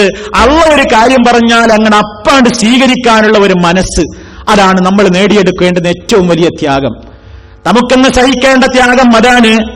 അള്ളാഹു ഒരു കാര്യം പറഞ്ഞാൽ, നബി സല്ലല്ലാഹു അലൈഹി വസല്ലമിലൂടെ ഒരു കാര്യം നമുക്ക് മനസ്സിലായി കഴിഞ്ഞാൽ ആ അറിഞ്ഞ കാര്യത്തെ പിന്നെ ഞാനൊന്ന് ആലോചിക്കട്ടെ, കുടുംബവുമായിട്ടൊന്ന് കൂടി ആലോചിക്കട്ടെ, എന്റെ പ്രശ്നങ്ങളും അതുമായിട്ട് ഞാനൊന്ന് കൂട്ടിമുട്ടിച്ചൊന്ന് പരിശോധന നടത്തട്ടെ, ഒരു താരതമ്യ പഠനം നടത്തട്ടെ, എന്നിട്ട് ആലോചിക്കാമെന്ന് പറയുന്ന ഒരവസ്ഥയാണ് ഇന്ന് സമൂഹത്തിലുള്ളതെങ്കിൽ അല്ലാഹു റബ്ബുൽ ആലമീൻ പറയുന്നത് എന്താണ്? വമാ കാന ലിമുഅ്മിനിൻ വലാ മുഅ്മിനത്തിൻ, ഒരു മുഅ്മിനായ പുരുഷനോ ഒരു സ്ത്രീക്കോ പാടില്ല. നമ്മൾ മനസ്സിലാക്കി വെക്കേണ്ടുന്ന, നമ്മുടെ മനസ്സിൽ എപ്പോഴും കൊണ്ടു നടക്കേണ്ടുന്ന വചനങ്ങളാണ്. വമാ കാന ലിമുഅ്മിനിൻ വലാ മുഅ്മിനത്തിൻ, ഒരു സത്യവിശ്വാസിയായ പുരുഷനോ ഒരു സത്യവിശ്വാസിനിയായ സ്ത്രീക്കോ പാടില്ല തന്നെ. എന്ത് പാടില്ല? ഇദാ ഖലല്ലാഹു വറസൂലുഹു അംറൻ, അള്ളയും അവന്റെ റസൂലും ഒരു കാര്യമങ്ങ് വിധിച്ചു കഴിഞ്ഞാൽ, അള്ളയും അവന്റെ റസൂലും ഒരു കാര്യമങ്ങ് വിധിക്കുക എന്ന് പറഞ്ഞാൽ, പരിശുദ്ധ ഖുർആനിൽ ഒരു കാര്യമുണ്ട്. അതല്ലെങ്കിൽ നബി സല്ലല്ലാഹു അലൈഹി വസല്ലമിന്റെ സുന്നത്തുകളിൽ ഒരു കാര്യമുണ്ട്. വിശുദ്ധ ഖുർആനിലൂടെ ഹദീസിലൂടെ ഇസ്ലാം നമ്മോട് കൽപ്പിക്കുന്ന ഒരു കാര്യം ഞാനോ നിങ്ങളോ അങ്ങ് അറിഞ്ഞു കഴിഞ്ഞാൽ അള്ളാഹുവിന്റെ വിഷയത്തിൽ പടച്ച റബ്ബുരാന്റെ വിധി ഇങ്ങനെയാണ്, റസൂൽ സല്ലല്ലാഹു അലൈഹി വസല്ലം ഈ വിഷയത്തിൽ നമുക്ക് പഠിപ്പിച്ചിരുന്ന വിധി ഇങ്ങനെയാണ് എന്ന് ഞാനും നിങ്ങളും അങ്ങ് പഠിച്ചു കഴിഞ്ഞാൽ വിശുദ്ധ ഖുർആൻ പറയുന്നു, പിന്നെ എന്റെയും നിങ്ങളുടെയും മുമ്പിൽ ഒരൊറ്റ വഴിയേ ഉണ്ടാകാൻ പാടുള്ളൂ. ഞാനും നിങ്ങളും മുസ്ലിമാണെങ്കിൽ, ഞാനും നിങ്ങളും അള്ളാഹുവിന്റെ മുമ്പിൽ 5 നേരം കൈകെട്ടി നിന്നിട്ട് വഅനൽ മുസ്ലിമീൻ, ഞാൻ നിന്റെ കൽപ്പനകളൊക്കെ അനുസരിക്കുന്ന മുസ്ലിമീങ്ങളിൽപ്പെട്ടവനാണ് എന്ന് ഞാനും നിങ്ങളും പറയുന്നതിൽ ആത്മാർത്ഥതയുണ്ടെങ്കിൽ അള്ളാഹ് നമ്മളോട് പറയുന്നു, അള്ളയും റസൂലും ഒരു കാര്യം അങ്ങ് വിധിച്ചു കഴിഞ്ഞാൽ പിന്നെ പാടില്ല തന്നെ ഒരു വിശ്വാസിക്കോ വിശ്വാസിനിക്കോ പാടില്ല. എന്ത്? വമാ കാന ലിമുഅ്മിനിൻ വലാ മുഅ്മിനത്തിൻ ഇദാ ഖലല്ലാഹു വറസൂലുഹു അംറൻ അൻ യകൂന ലഹുമുൽ ഖിയറതു മിൻ അംരിഹിം. പിന്നെ അവരുടെ ഭാഗത്തു നിന്നൊരു തെരഞ്ഞെടുപ്പ്. അള്ളയും റസൂലും തെരഞ്ഞെടുത്തിട്ടൊരു കാര്യം തന്നു നമുക്ക്, ഇതാ ഇന്ന വിഷയത്തിൽ തീരുമാനം ഇതാണ് അള്ള പറഞ്ഞു, അവന്റെ ദൂതൻ നമുക്ക് അറിയിച്ചു തന്നു, ഇന്ന കാര്യത്തിൽ കൽപ്പന ഇന്നതാണ്, ആ തീരുമാനം നമുക്കിങ്ങോട്ട് തെരഞ്ഞെടുത്തവൻ അറിയിച്ചു തന്നു കഴിഞ്ഞാൽ പിന്നെ ഒരു വിശ്വാസിക്ക് പാടില്ല തന്നെ അവന്റെ വകയായിട്ട് വേറെ ഒരു തീരുമാനത്തിന് അവിടെ സ്വാതന്ത്ര്യമില്ല. അങ്ങനെ ആരെങ്കിലും മറ്റൊരു തീരുമാനത്തിലേക്ക് പോയാൽ അത് അള്ളാഹിനോട് ധിക്കാരം കാണിക്കലാണ്, റസൂലുള്ളാഹിനോട് ധിക്കാരം കാണിക്കലാണ്. അതിന് കടുത്ത ഏറ്റവും വലിയ അപരാധമാണ് ചെയ്യുന്നത്. അതാണ് ഖുർആൻ തുടർന്നുകൊണ്ട് പറയുന്നത്, വമൻ യഅസില്ലാഹ വറസൂലഹു ഫഖദ് ളല്ല ളലാലം മുബീനാ. ആരെ അള്ളാഹിനോടും അവന്റെ റസൂലിനോടും അനുസരണക്കേടും ധിക്കാരവും കാണിക്കുന്നുവോ ഫഖദ് ളല്ല ളലാലം മുബീനാ, അവൻ വ്യക്തമായ വഴിവഴച്ചിരിക്കുന്നു, ഏറ്റവും വലിയ ദലാലത്തിലാണ്. അള്ളയും റസൂൽ ഒരു കാര്യം പറഞ്ഞാൽ അവിടെ പിന്നെ ഞാനൊന്ന് ആലോചിക്കട്ടെ, എന്റെ ഇഷ്ടമൊന്ന് പരിഗണിക്കട്ടെ എന്ന് പറയുന്നവരവസ്ഥയുണ്ടെങ്കിൽ അത് അള്ളാഹിനോട് ധിക്കാരം പറയലാണ്, റസൂലുള്ളാഹിനോട് ധിക്കാരം കാണിക്കലാണ്, അത് ഏറ്റവും വലിയ വഴിപിഴവുമാകുന്നു. ഇത് നമ്മൾ മനസ്സിലാക്കിയിരിക്കണം. ഇസ്ലാമിലെ ഒരു കാര്യം അറിഞ്ഞു കഴിഞ്ഞാൽ അത് സ്വീകരിക്കുന്ന മുസ്ലിമാണോ ഞാനും നിങ്ങളും എന്നാണ് നമ്മൾ പരിശോധിക്കേണ്ടത്. ഫലാ വറബ്ബിക, അല്ലാഹു തആല പറയുന്നു, ഫലാ വറബ്ബിക, നിന്റെ റബ്ബിനെ തന്നെയാണ് സത്യം. ലാ യുഅ്മിനൂന, അവർ മുഅ്മിനീങ്ങളാവുന്നതല്ല. ഞാനും നിങ്ങളുമൊക്കെ ആശിക്കുന്നു അല്ലാഹുവിന്റെ മുമ്പിൽ, അല്ലാഹ് ഈമാനോടെ ജീവിപ്പിക്കണേ, ഈമാനോടെ തന്നെ മരിപ്പിക്കണേ, മുഅ്മിനീങ്ങളുടെ കൂടെ തന്നെ സ്വർഗലോകത്ത് നീ എന്നെ ചേർക്കണേ എന്ന് പ്രാർത്ഥിക്കുന്നവരാണല്ലോ നമ്മൾ. എങ്കിൽ അല്ലാഹു നമ്മളോട് പറയുന്നു, ഫലാ വറബ്ബിക ലാ യുഅ്മിനൂന, അവർ വിശ്വാസികളായി തീരുകയില്ല. ഏതുവരെ? നാം മുഅ്മിനുകളായി തീരണമെങ്കിൽ ഹത്താ യുഹക്കിമൂക ഫീമാ ശജറ ബൈനഹും, അവർക്കിടയിൽ അഭിപ്രായ വ്യത്യാസമുള്ള പല മസ്അലകളും ഉണ്ടാകില്ലേ, പല വിഷയങ്ങളും ഉണ്ടാകുമല്ലോ. ജനങ്ങൾക്കിടയിൽ 2 കൗലുള്ള, ജനങ്ങൾക്കിടയിൽ ഒരു 100 അഭിപ്രായമുള്ള, പലർക്കും പലതും പറയാനുള്ള, ഒരുപാട് ആളുകളോട് ചോദിച്ചാൽ വ്യത്യസ്തങ്ങളായ വീക്ഷണങ്ങൾ പറയുന്ന പല കാര്യങ്ങളും ഉണ്ടാകുമല്ലോ. അത്തരം വിഷയങ്ങളിലൊക്കെ അവർ അവസാനമായി നിന്നെയാണ് അവർ വിധികർത്താവാക്കേണ്ടത്. അഥവാ റസൂൽ സല്ലല്ലാഹു അലൈഹി വസല്ലം പഠിപ്പിച്ചത് എന്താണോ ആ തീരുമാനം അറിഞ്ഞു കഴിഞ്ഞാൽ പിന്നെ സുമ്മലാ യജിദൂ ഫീ അൻഫുസിഹിം, പിന്നീട് മുഅ്മിനാണെങ്കിൽ അവരുടെ മനസ്സിൽ ഉണ്ടായിക്കൂടാത്തതാണ് ഹറജം മിമ്മാ ഖദൈത്, നീ വിധിച്ച വിധിയോട്, നിന്റെ തീരുമാനത്തോട് ഒരു വിഷമവും പിന്നെ അവരുടെ മനസ്സിൽ ഉണ്ടായിക്കൂടാ. വയുസല്ലിമൂ തസ്ലീമാ, സമ്പൂർണമായി അവരങ്ങ് സമർപ്പിക്കണം. അവരെ ആ തീരുമാനത്തോട് അവർ സമ്പൂർണമായി അങ്ങ് അനുസരിക്കണം. അല്ലെങ്കിൽ അവർ യഥാർത്ഥ മുഅ്മിനീങ്ങളാവുകയില്ല എന്ന് വിശുദ്ധ ഖുർആൻ പറയുന്നു. അതേപോലെ തന്നെ റബ്ബ് സുബ്ഹാനഹു പറയാണ്, ഫലയഹ്ദരില്ലദീന യുഖാലിഫൂന അൻ അംരിഹി അൻ തുസീബഹും ഫിത്നത്തുൻ ഔ യുസീബഹും അദാബുൻ അലീം. ഓ നബിയേ, വളരെ കൃത്യമായി തന്നെ ഇസ്ലാം നമുക്ക് പഠിപ്പിച്ചു തരികയാണ്, അല്ലാഹുവിന്റെ റസൂലിന്റെ കൽപ്പനകളെ മാനിക്കാതെ അതിനോട് എതിര് പ്രവർത്തിക്കുന്ന ആളുകൾ അവർക്ക് വല്ല ഫിത്നയും അതല്ലെങ്കിൽ വേദനാജനകമായ ശിക്ഷയും പരീക്ഷണങ്ങളുമൊക്കെ വന്നെത്തുന്നതിനെ കുറിച്ച് അവർ വല്ലാതെ ഭയപ്പെട്ടുകൊള്ളട്ടെ, വല്ലാതെ പേടിച്ചുകൊള്ളട്ടെ. അള്ളാന്റെയും റസൂലിന്റെയും കൽപ്പനകളോട് എതിര് പ്രവർത്തിക്കുന്ന ആളുകൾ വല്ല പരീക്ഷണങ്ങളും ആപത്തുകളും ശിക്ഷയുമൊക്കെ അവരിൽ വന്ന് ഭവിക്കുന്നതിനെ കുറിച്ച് വല്ലാതെ അവർ സൂക്ഷിച്ചുകൊള്ളട്ടെ, ഭയപ്പെട്ടുകൊള്ളട്ടെ എന്ന് വിശുദ്ധ ഖുർആൻ പറഞ്ഞു. ഈ വചനങ്ങളൊക്കെ സഹോദരന്മാരെ എന്റെയും നിങ്ങളുടെയും ഉത്തരവാദിത്വം കൂട്ടുകയാണ്. എന്താണ് ഉത്തരവാദിത്വം കൂട്ടുന്നത്? ഞാനും നിങ്ങളും അല്ലാഹുവോട് പറയുന്നത് വഅന മിനൽ മുസ്ലിമീൻ എന്നാണ്. ആ മുസ്ലിമീങ്ങളിൽ പെട്ടവനാണെന്ന് ഞാൻ പ്രഖ്യാപിക്കുന്നു. ഇത് ഇബ്രാഹിം നബി അലൈഹിസ്സലാം പണ്ട് പ്രഖ്യാപിച്ച പ്രഖ്യാപനമാണ്. അസ്ലിം എന്ന് പറഞ്ഞപ്പോഴേക്ക് അസ്ലംതു ലിറബ്ബിൽ ആലമീൻ, ഞാൻ അനുസരിച്ചിരിക്കുന്നു അല്ലാഹ് എന്ന് പറഞ്ഞ ഇബ്രാഹിം നബി അലൈഹിസ്സലാം. എന്നിട്ട് ആ ഇബ്രാഹിം നബി അലൈഹിസ്സലാം സഹിച്ച ത്യാഗങ്ങൾ, വലിയ വലിയ പ്രശ്നങ്ങൾ മുതൽ ചെറിയ ചെറിയ നിർദ്ദേശങ്ങളിൽ വരെ അള്ളാന്റെ ഓരോ കൽപ്പനകളെയും അക്ഷരം പ്രതി അനുസരിച്ചുകൊണ്ട് ഒരു മുസ്ലിമായി കൊണ്ട് ജീവിച്ച് വഫാത്തായി പോയയാളാണ് ഇബ്രാഹിം നബി അലൈഹിസ്സലാം.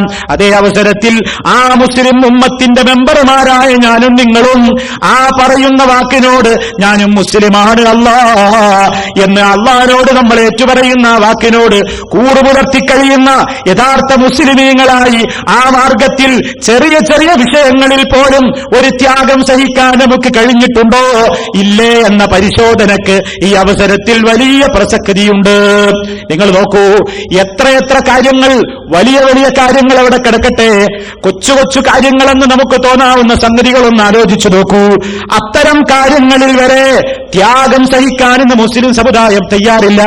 തന്റെ ഇഷ്ടത്തിനെതിരാണ് അള്ളാഹുവിന്റെ റസൂലിന്റെ ഒരു തീരുമാനമെങ്കിൽ, അള്ളാഹുവിന്റെ റസൂല് പഠിപ്പിച്ച ഒരു കാര്യം തനിക്കിഷ്ടത്തിനെതിരായ ഒരു സംഗതിയാണെങ്കിൽ ആ വിഷയത്തിൽ പോലും ത്യാഗം സഹിച്ചുകൊണ്ട് അല്ലാഹ് നീ പറഞ്ഞത് ഞാൻ കേൾക്കാൻ തയ്യാറാണെന്ന് പറഞ്ഞുകൊണ്ട് അത് അംഗീകരിക്കാൻ പോലും തയ്യാറില്ലാത്ത ഒരു കാലത്തിലേക്ക് മുസ്ലിമീങ്ങൾ മാറുന്നു.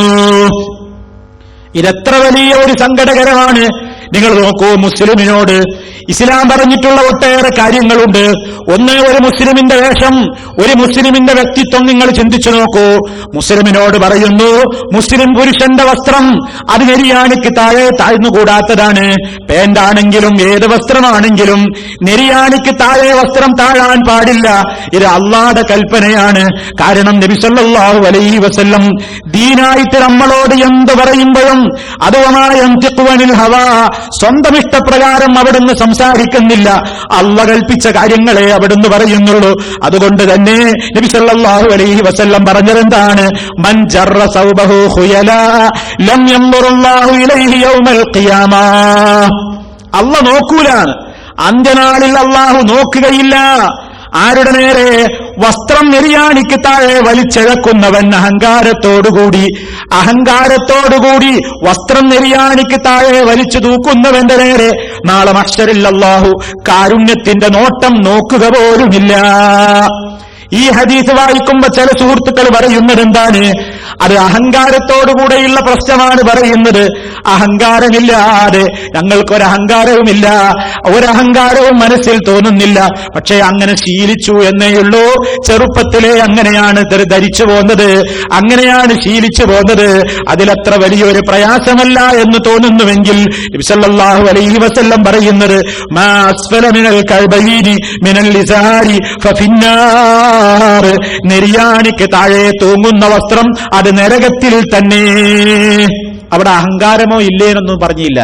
അഹങ്കാരത്തോടുകൂടിയാണെങ്കിൽ കുറ്റം കൂടി, അല്ലെങ്കിൽ തന്നെയും അത് തെറ്റാണ്. മാത്രല്ല ഇസ്ബാലുൽ ഇസാരി മിനൽ മഖീല, തുണി നെരിയാണിക്ക് താഴെ, വസ്ത്രം നെരിയാണിക്ക് താഴെ ഉടുക്കൽ തന്നെ അഹങ്കാരത്തിന്റെ ലക്ഷണമാണ് നബി സല്ലല്ലാഹു അലൈഹി വസല്ലം പറയുന്നത്. അപ്പൊ അഹങ്കാരം വേണമെന്നില്ല. അഹങ്കാരമുണ്ടെങ്കിൽ ഏറ്റവും ഗുരുതരമായ പാപമായി, ഇല്ലെങ്കിൽ തന്നെയും അത് ഏറ്റവും വലിയ തെറ്റാണ്.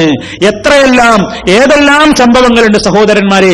നിങ്ങൾ നോക്കൂ, പ്രവാചകൻ സല്ലല്ലാഹു അലൈഹി വസല്ലം വളരെ കണിശമായി പറഞ്ഞ ഒട്ടേറെ നിർദ്ദേശങ്ങൾ, അവിടുന്ന് ലഅനത്തുണ്ടെന്ന് പറഞ്ഞ ഒരുപാട് കാര്യങ്ങൾ ഈ സമുദായത്തിലെ ആളുകൾ നിർബാധം കൊണ്ടു നടക്കുകയാണ്.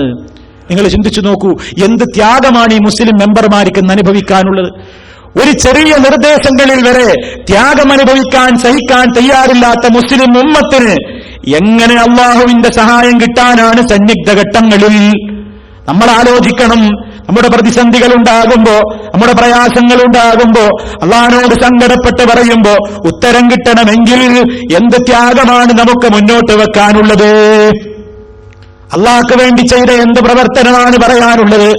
3 ആളുകൾ ഗുഹയിൽ അകപ്പെട്ടപ്പോൾ അവരുടെ ജീവിതത്തിലെ ഏറ്റവും വലിയ പ്രയാസകരമായ സന്ദർഭത്തിൽ ആ അപകടത്തിൽ നിന്ന് രക്ഷപ്പെടാൻ വേണ്ടി അവർക്ക് ഓരോരുത്തർക്കും അള്ളാഹിനോട് ഏറ്റുപറയാൻ ചില തങ്കപ്പെട്ട പ്രവർത്തനങ്ങൾ ഉണ്ടായിരുന്നു. എനിക്കും നിങ്ങൾക്കും അങ്ങനെ ഒരു പ്രതിസന്ധി ഘട്ടം വരുമ്പോ അള്ളാഹിന്റെ മുമ്പിൽ ഏറ്റുപറയാവുന്ന അത്തരം തങ്കപ്പെട്ട പ്രവർത്തനങ്ങൾ എന്താണുള്ളത്? നിസ്സാര കാര്യങ്ങളിൽ വരെ ത്യാഗമനുഭവിക്കാൻ തയ്യാറില്ലാത്ത ഒരു സമുദായത്തിലെ മെമ്പർമാരായി പോയല്ലോ ഇന്നത്തെ മുസ്ലിം സമുദായം. നിങ്ങളൊന്ന് ചിന്തിച്ചു നോക്കൂ. പ്രവാചകൻ സല്ലല്ലാഹു അലൈഹി വസല്ലമിന്റെ കാലത്ത് നടന്ന ഒരു സംഭവം. ഒരു സഹോദരി വന്നുകൊണ്ട് നബി സല്ലല്ലാഹു അലൈഹി വസല്ലമിനോട് ചോദിക്കാണ്, അള്ളാഹുവിന്റെ പ്രവാചകരെ, ഞാൻ എന്റെ മകളെ വിവാഹം കഴിപ്പിച്ചു കൊടുത്തിരിക്കുന്നു. അങ്ങനെ വിവാഹത്തിന്റെ ശേഷം എന്റെ മകൾക്ക് ഒരസുഖം പിടിപെട്ടു. അസുഖം പിടിപെട്ടു എന്ന് മാത്രമല്ല, എന്റെ മകളുടെ തലയിലെ തലമുടിയൊക്കെ കൊഴിഞ്ഞു പോകാൻ തുടങ്ങി. ഒരു ഉമ്മ മകളുടെ കാര്യത്തെക്കുറിച്ച് അള്ളാഹുവിന്റെ റസൂലിനോട് വന്നിട്ട് പറയാണ്, മകളെ ഞാൻ കല്യാണം കഴിപ്പിച്ചു, അന്ന് കുഴപ്പമൊന്നും ഉണ്ടായിരുന്നില്ല. വിവാഹത്തിന് ശേഷം ഒരു അസുഖമുണ്ടായി. അസുഖമുണ്ടായിട്ട് എന്റെ മകളുടെ തലയിലെ മുടിയൊക്കെ കുറേശ്ശെ ഇങ്ങനെ കൊഴിഞ്ഞു പോകാൻ തുടങ്ങിയെന്ന് മാത്രമല്ല, പലപ്പോഴും മുടിയൊക്കെ വളരെ കുറഞ്ഞു വരുന്നു. ഈ അവസരത്തിൽ വസൗജുഹാ യസ്തഹിസ്സുനി ബിഹാ, അവളുടെ കാര്യത്തിൽ എന്തെങ്കിലും ഒന്ന് ചെയ്യണമെന്ന് പറഞ്ഞിട്ട് ഭർത്താവ് എന്നെ വല്ലാതെ പ്രേരിപ്പിക്കുന്നുണ്ട് നബിയേ. എന്താ പ്രേരണ? മുടി കൂട്ടിച്ചേർക്കാനാ, മുടി വെച്ചു കൊടുക്കാൻ, മുടി ചേർത്ത് കൊടുക്കാനാ എന്നോട് പറയുന്നത്. ഞാൻ എങ്ങനെ ചെയ്യട്ടെയോ? മുടി കുറഞ്ഞ മകളാണ്, ആ മുടിയുടെ കൂടെ കുറച്ച് മുടി കൂടുതലുണ്ടെന്ന് തോന്നിപ്പിക്കാൻ വേണ്ടി ഞാൻ കുറച്ച് മുടി അങ്ങ് ചേർത്ത് കൊടുക്കട്ടെയോ? അഫാസിലു സഹറസഹാ, അവളുടെ തലയിൽ ഞാൻ കുറച്ച് മുടി അങ്ങ് ചേർത്ത് കൊടുക്കട്ടെയോ? അള്ളാഹുവിന്റെ റസൂലിന്റെ മറുപടി എന്താണെന്നറിയാമോ? നബി സല്ലല്ലാഹു അലൈഹി വസല്ലം ഉടനെ അങ്ങ് പറയാണ്, നിനക്കറിയാമോ, ലഅനല്ലാഹുൽ വാസിലത വൽ മുസ്തൗസില, മുടി വെച്ചു കൊടുക്കുന്നവളെ, മുടി ചേർത്ത് കൊടുക്കുന്നവളെ, അതിനാവശ്യപ്പെടുന്നവളെയും അള്ളാഹു ശപിച്ചിരിക്കുന്നു. ശാപം കിട്ടുന്ന പണിയാണത്. ശപിച്ചിരിക്കുന്നു എന്ന് പഠിപ്പിച്ചു കൊടുക്കുക. നിങ്ങൾ ചിന്തിച്ചു നോക്കൂ, ഇസ്ലാം എന്താണ് പഠിപ്പിക്കുന്നത്? മനുഷ്യനോട് പറയുന്നു, അവന് സൗന്ദര്യബോധം മനുഷ്യന്റെ മനസ്സിൽ പല ചിന്തകളും ഉണ്ടാക്കുകയാണ്. രാജ്യത്തൊട്ടാകെ കൂടുപോലെ ചില പ്രത്യേക കേന്ദ്രങ്ങളിൽ നിന്ന് മുളച്ചു പൊങ്ങുന്നു. ആരും അതിനെ എതിർക്കുന്നില്ല എന്ന് കാണുമ്പോ പലരും അത് വിചാരിച്ചു പോകുന്നു ഇത് സത്യമായിരിക്കുമെന്ന്. ഹെയർ ഫിക്സിംഗ് എന്ന് പറഞ്ഞുകൊണ്ട് ഓരോ സ്ഥലങ്ങളിലും നിന്ന് മുഴത്തിന് മുഴമായി കൂണുപോലെ പൊട്ടിമുളക്കുകയാണ് അത്തരത്തിലുള്ള സെന്ററുകൾ. എന്താണ് ഇസ്ലാമിൽ ഇതിൽ കാഴ്ചപ്പാടില്ലേ? മുടി കുറഞ്ഞ ഒരു മനുഷ്യൻ തലയിൽ മുടി കുറഞ്ഞൊരു അഭംഗിയായി തോന്നുമ്പോ അവൻ അത്തരം സെന്ററുകളിൽ പോയി മുടി വെച്ച് പിടിപ്പിക്കുകയാണ്. അതുപോലെ തന്നെ ആ രൂപത്തിൽ ഏതൊക്കെയാണ് സംവിധാനങ്ങളെങ്കിൽ അതിനുവേണ്ട സംവിധാനങ്ങൾ ചെയ്യുന്നു. ഇസ്ലാമിൽ അനുവദനീയമാണോ? നിങ്ങൾ നോക്കൂ, ഒരു സ്ത്രീയെ സംബന്ധിച്ചിടത്തോളം ആ സ്ത്രീക്ക് തന്റെ ഭർത്താവിന്റെ മുമ്പിൽ അഴകോടുകൂടി നടക്കൽ ഏറ്റവും നിർബന്ധമായ സംഗതിയാണ്. ഭർത്താവ് പ്രേരിപ്പിക്കുന്നു എന്ന് ഉമ്മ പറഞ്ഞിട്ട് പോലും മകളുടെ തലയിൽ കുറച്ച് മുടി വെച്ച് കൊടുക്കട്ടെയോ, ഞാനങ്ങനെ ചെയ്യട്ടെയോ എന്ന് ചോദിച്ചപ്പോ നബി സല്ലല്ലാഹു അലൈഹി വസല്ലം ഗൗരവത്തോടുകൂടി അത്തരം പ്രവൃത്തി ചെയ്യുന്ന പെണ്ണിനെയും അത് ചെയ്യാൻ ആവശ്യപ്പെട്ട് ചെല്ലുന്നവളെയും ശപിച്ചിരിക്കുന്നു. ശാപമാണെന്ന് നബി സല്ലല്ലാഹു അലൈഹി വസല്ലം പഠിപ്പിച്ചു കൊടുക്കുന്നു. നിങ്ങൾ ചിന്തിക്കുക, നമ്മൾ ആലോചിക്കുക, നമ്മുടെ പല സഹോദരങ്ങളും അത് ശരിയാണ്, തെറ്റല്ല എന്ന നിലക്ക് ചെയ്യുകയാണ്. നിങ്ങൾ നോക്കൂ, അത് വാസിലത്തും മുസ്തൗസലത്തിന്റെയും മസ്അല ഏത് കിതാബുകളിലാണ് പറയാത്തത്? അപ്പൊ അത്രയും കുറ്റകരമായ ഒരു സംഗതിയാണത്. നിങ്ങൾ നോക്കൂ, അതുപോലെ തന്നെ നബി സല്ലല്ലാഹു അലൈഹി വസല്ലം വിരോധിച്ച ശാപം കിട്ടുമെന്ന് പറഞ്ഞ മറ്റൊരു സംഗതിയാണെന്ത്? അതാ പലപ്പോഴും പല സഹോദരിമാർക്കിടയിലും കാണുന്നു, പലപ്പോഴും പല സഹോദരിമാർക്കിടയിലും കാണുന്നൊരു പരിപാടിയാണ്. അല്ലാഹുവിന്റെ റസൂൽ ശപിച്ച ഒരു സംഗതിയാണ് എന്ത്?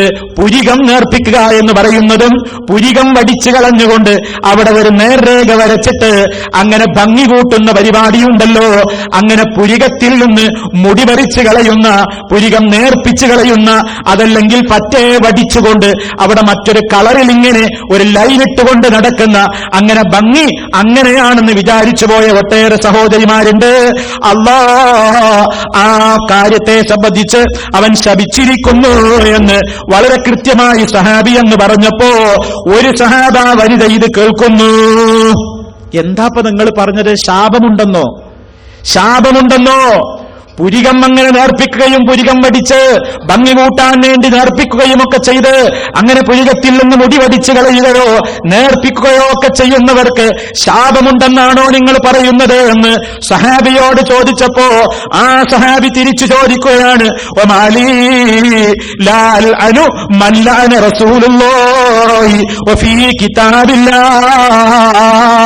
അല്ലാഹുവിന്റെ റസൂൽ ശപിച്ചവരെ ഞാൻ ശപിക്കുന്നുവെങ്കിൽ എനിക്കെന്താ പ്രശ്നം? അല്ലാഹുവിന്റെ റസൂൽ ശപിച്ചവരെ ശപിക്കാൻ എനിക്കെന്തിനാ മടിക്കേണ്ട കാര്യം? മാത്രല്ല അല്ലാഹുവിന്റെ കിതാബിലും ഈ കാര്യമുണ്ടല്ലോ, ഖുർആനിലും ഈ കാര്യമുണ്ടല്ലോ. അപ്പൊ ഈ സഹാബ വനിത ചോദിച്ചു, വല്ലാഹി, നമ്മൾ പലരും ചോദിക്കുന്നത് പോലെ ആ സഹാബ വനിത ചോദിക്കുകയാണ്, വല്ലാഹി അല്ലാഹുവിനെ തന്നെയാണ്, ലഖദ് ഖറഅതു മാ ബൈനൽ ലൗഹൈനി ഫമാ വജദ്തുഹു, ഞാൻ ഖുർആനിൽ ആവർത്തി അതിന്റെ 2 ചട്ടക്കുള്ളിലുള്ളത് മുഴുവൻ വായിച്ചിട്ടുണ്ടല്ലോ. ഇന്ന് വരെ ഇങ്ങനെ ഈ പുരികം വടിച്ചു കളയുന്നതും അത് നേർപ്പിക്കുന്നതുമൊക്കെ ശാപം കിട്ടുന്ന കാര്യമാണെന്നവരായത്ത് ഞാൻ ഇന്നേ വരെ കണ്ടിട്ടില്ലല്ലോ. അപ്പൊ സഹാബിയുടെ മറുപടി എന്താണെന്നറിയോ? വല്ലാഹി ലൈൻ ഖറഅതീഹി ലഖദ് വതീഹി, നിങ്ങൾ ഒന്നുകൂടെ ഖുർആൻ ഒന്നെടുത്ത് ഓതി നോക്കൂ. നിങ്ങളത് ശരിക്കും ഒന്ന് ഓതി നോക്കുകയാണെങ്കിൽ ഈ വിധി നിങ്ങൾക്കതിൽ കണ്ടെത്തുക തന്നെ ചെയ്യാം. ഏതാണ് ആയത്തെന്ന് ഓതി കേൾപ്പിച്ചു കൊടുക്കുകയാണ്. വമാ ആതാകുമുർ റസൂലു ഫഖുദൂഹു വമാ നഹാകും അൻഹു ഫന്തഹൂ, അല്ലാഹുവിന്റെ റസൂൽ നിങ്ങൾക്ക് കൊണ്ടുവന്നതെന്തോ അത് നിങ്ങൾ സ്വീകരിക്കണേ, നിങ്ങളോട് വിരോധിച്ചത് നിങ്ങൾ വെടിയുകയും ചെയ്യണേ. ഈ ആയത്താണത്, അതിലിതും പെടും എന്ന് സഹാബി പഠിപ്പിച്ചു കൊടുക്കുകയാണ്. അപ്പൊ ഖുർആനിൽ ആയത്ത് നോക്കിയിട്ട് വിശുദ്ധ ഖുർആനിന്റെ അടിസ്ഥാനത്തിൽ തന്നെയാണ് ഈ കാര്യങ്ങളൊക്കെയും തെറ്റാണെന്ന് പറയുന്നത്. അപ്പൊ നിങ്ങൾ നോക്കൂ, നമ്മുടെ പല ആളുകളും അങ്ങനെ ചെയ്യുന്നവരാണ്. പലരും അങ്ങനെ അറിവുകേടുകൊണ്ട് ചെയ്യുന്നുണ്ടാകാം, അത് തെറ്റല്ലെന്ന് ചെയ്യുന്നവരുണ്ടാകാം.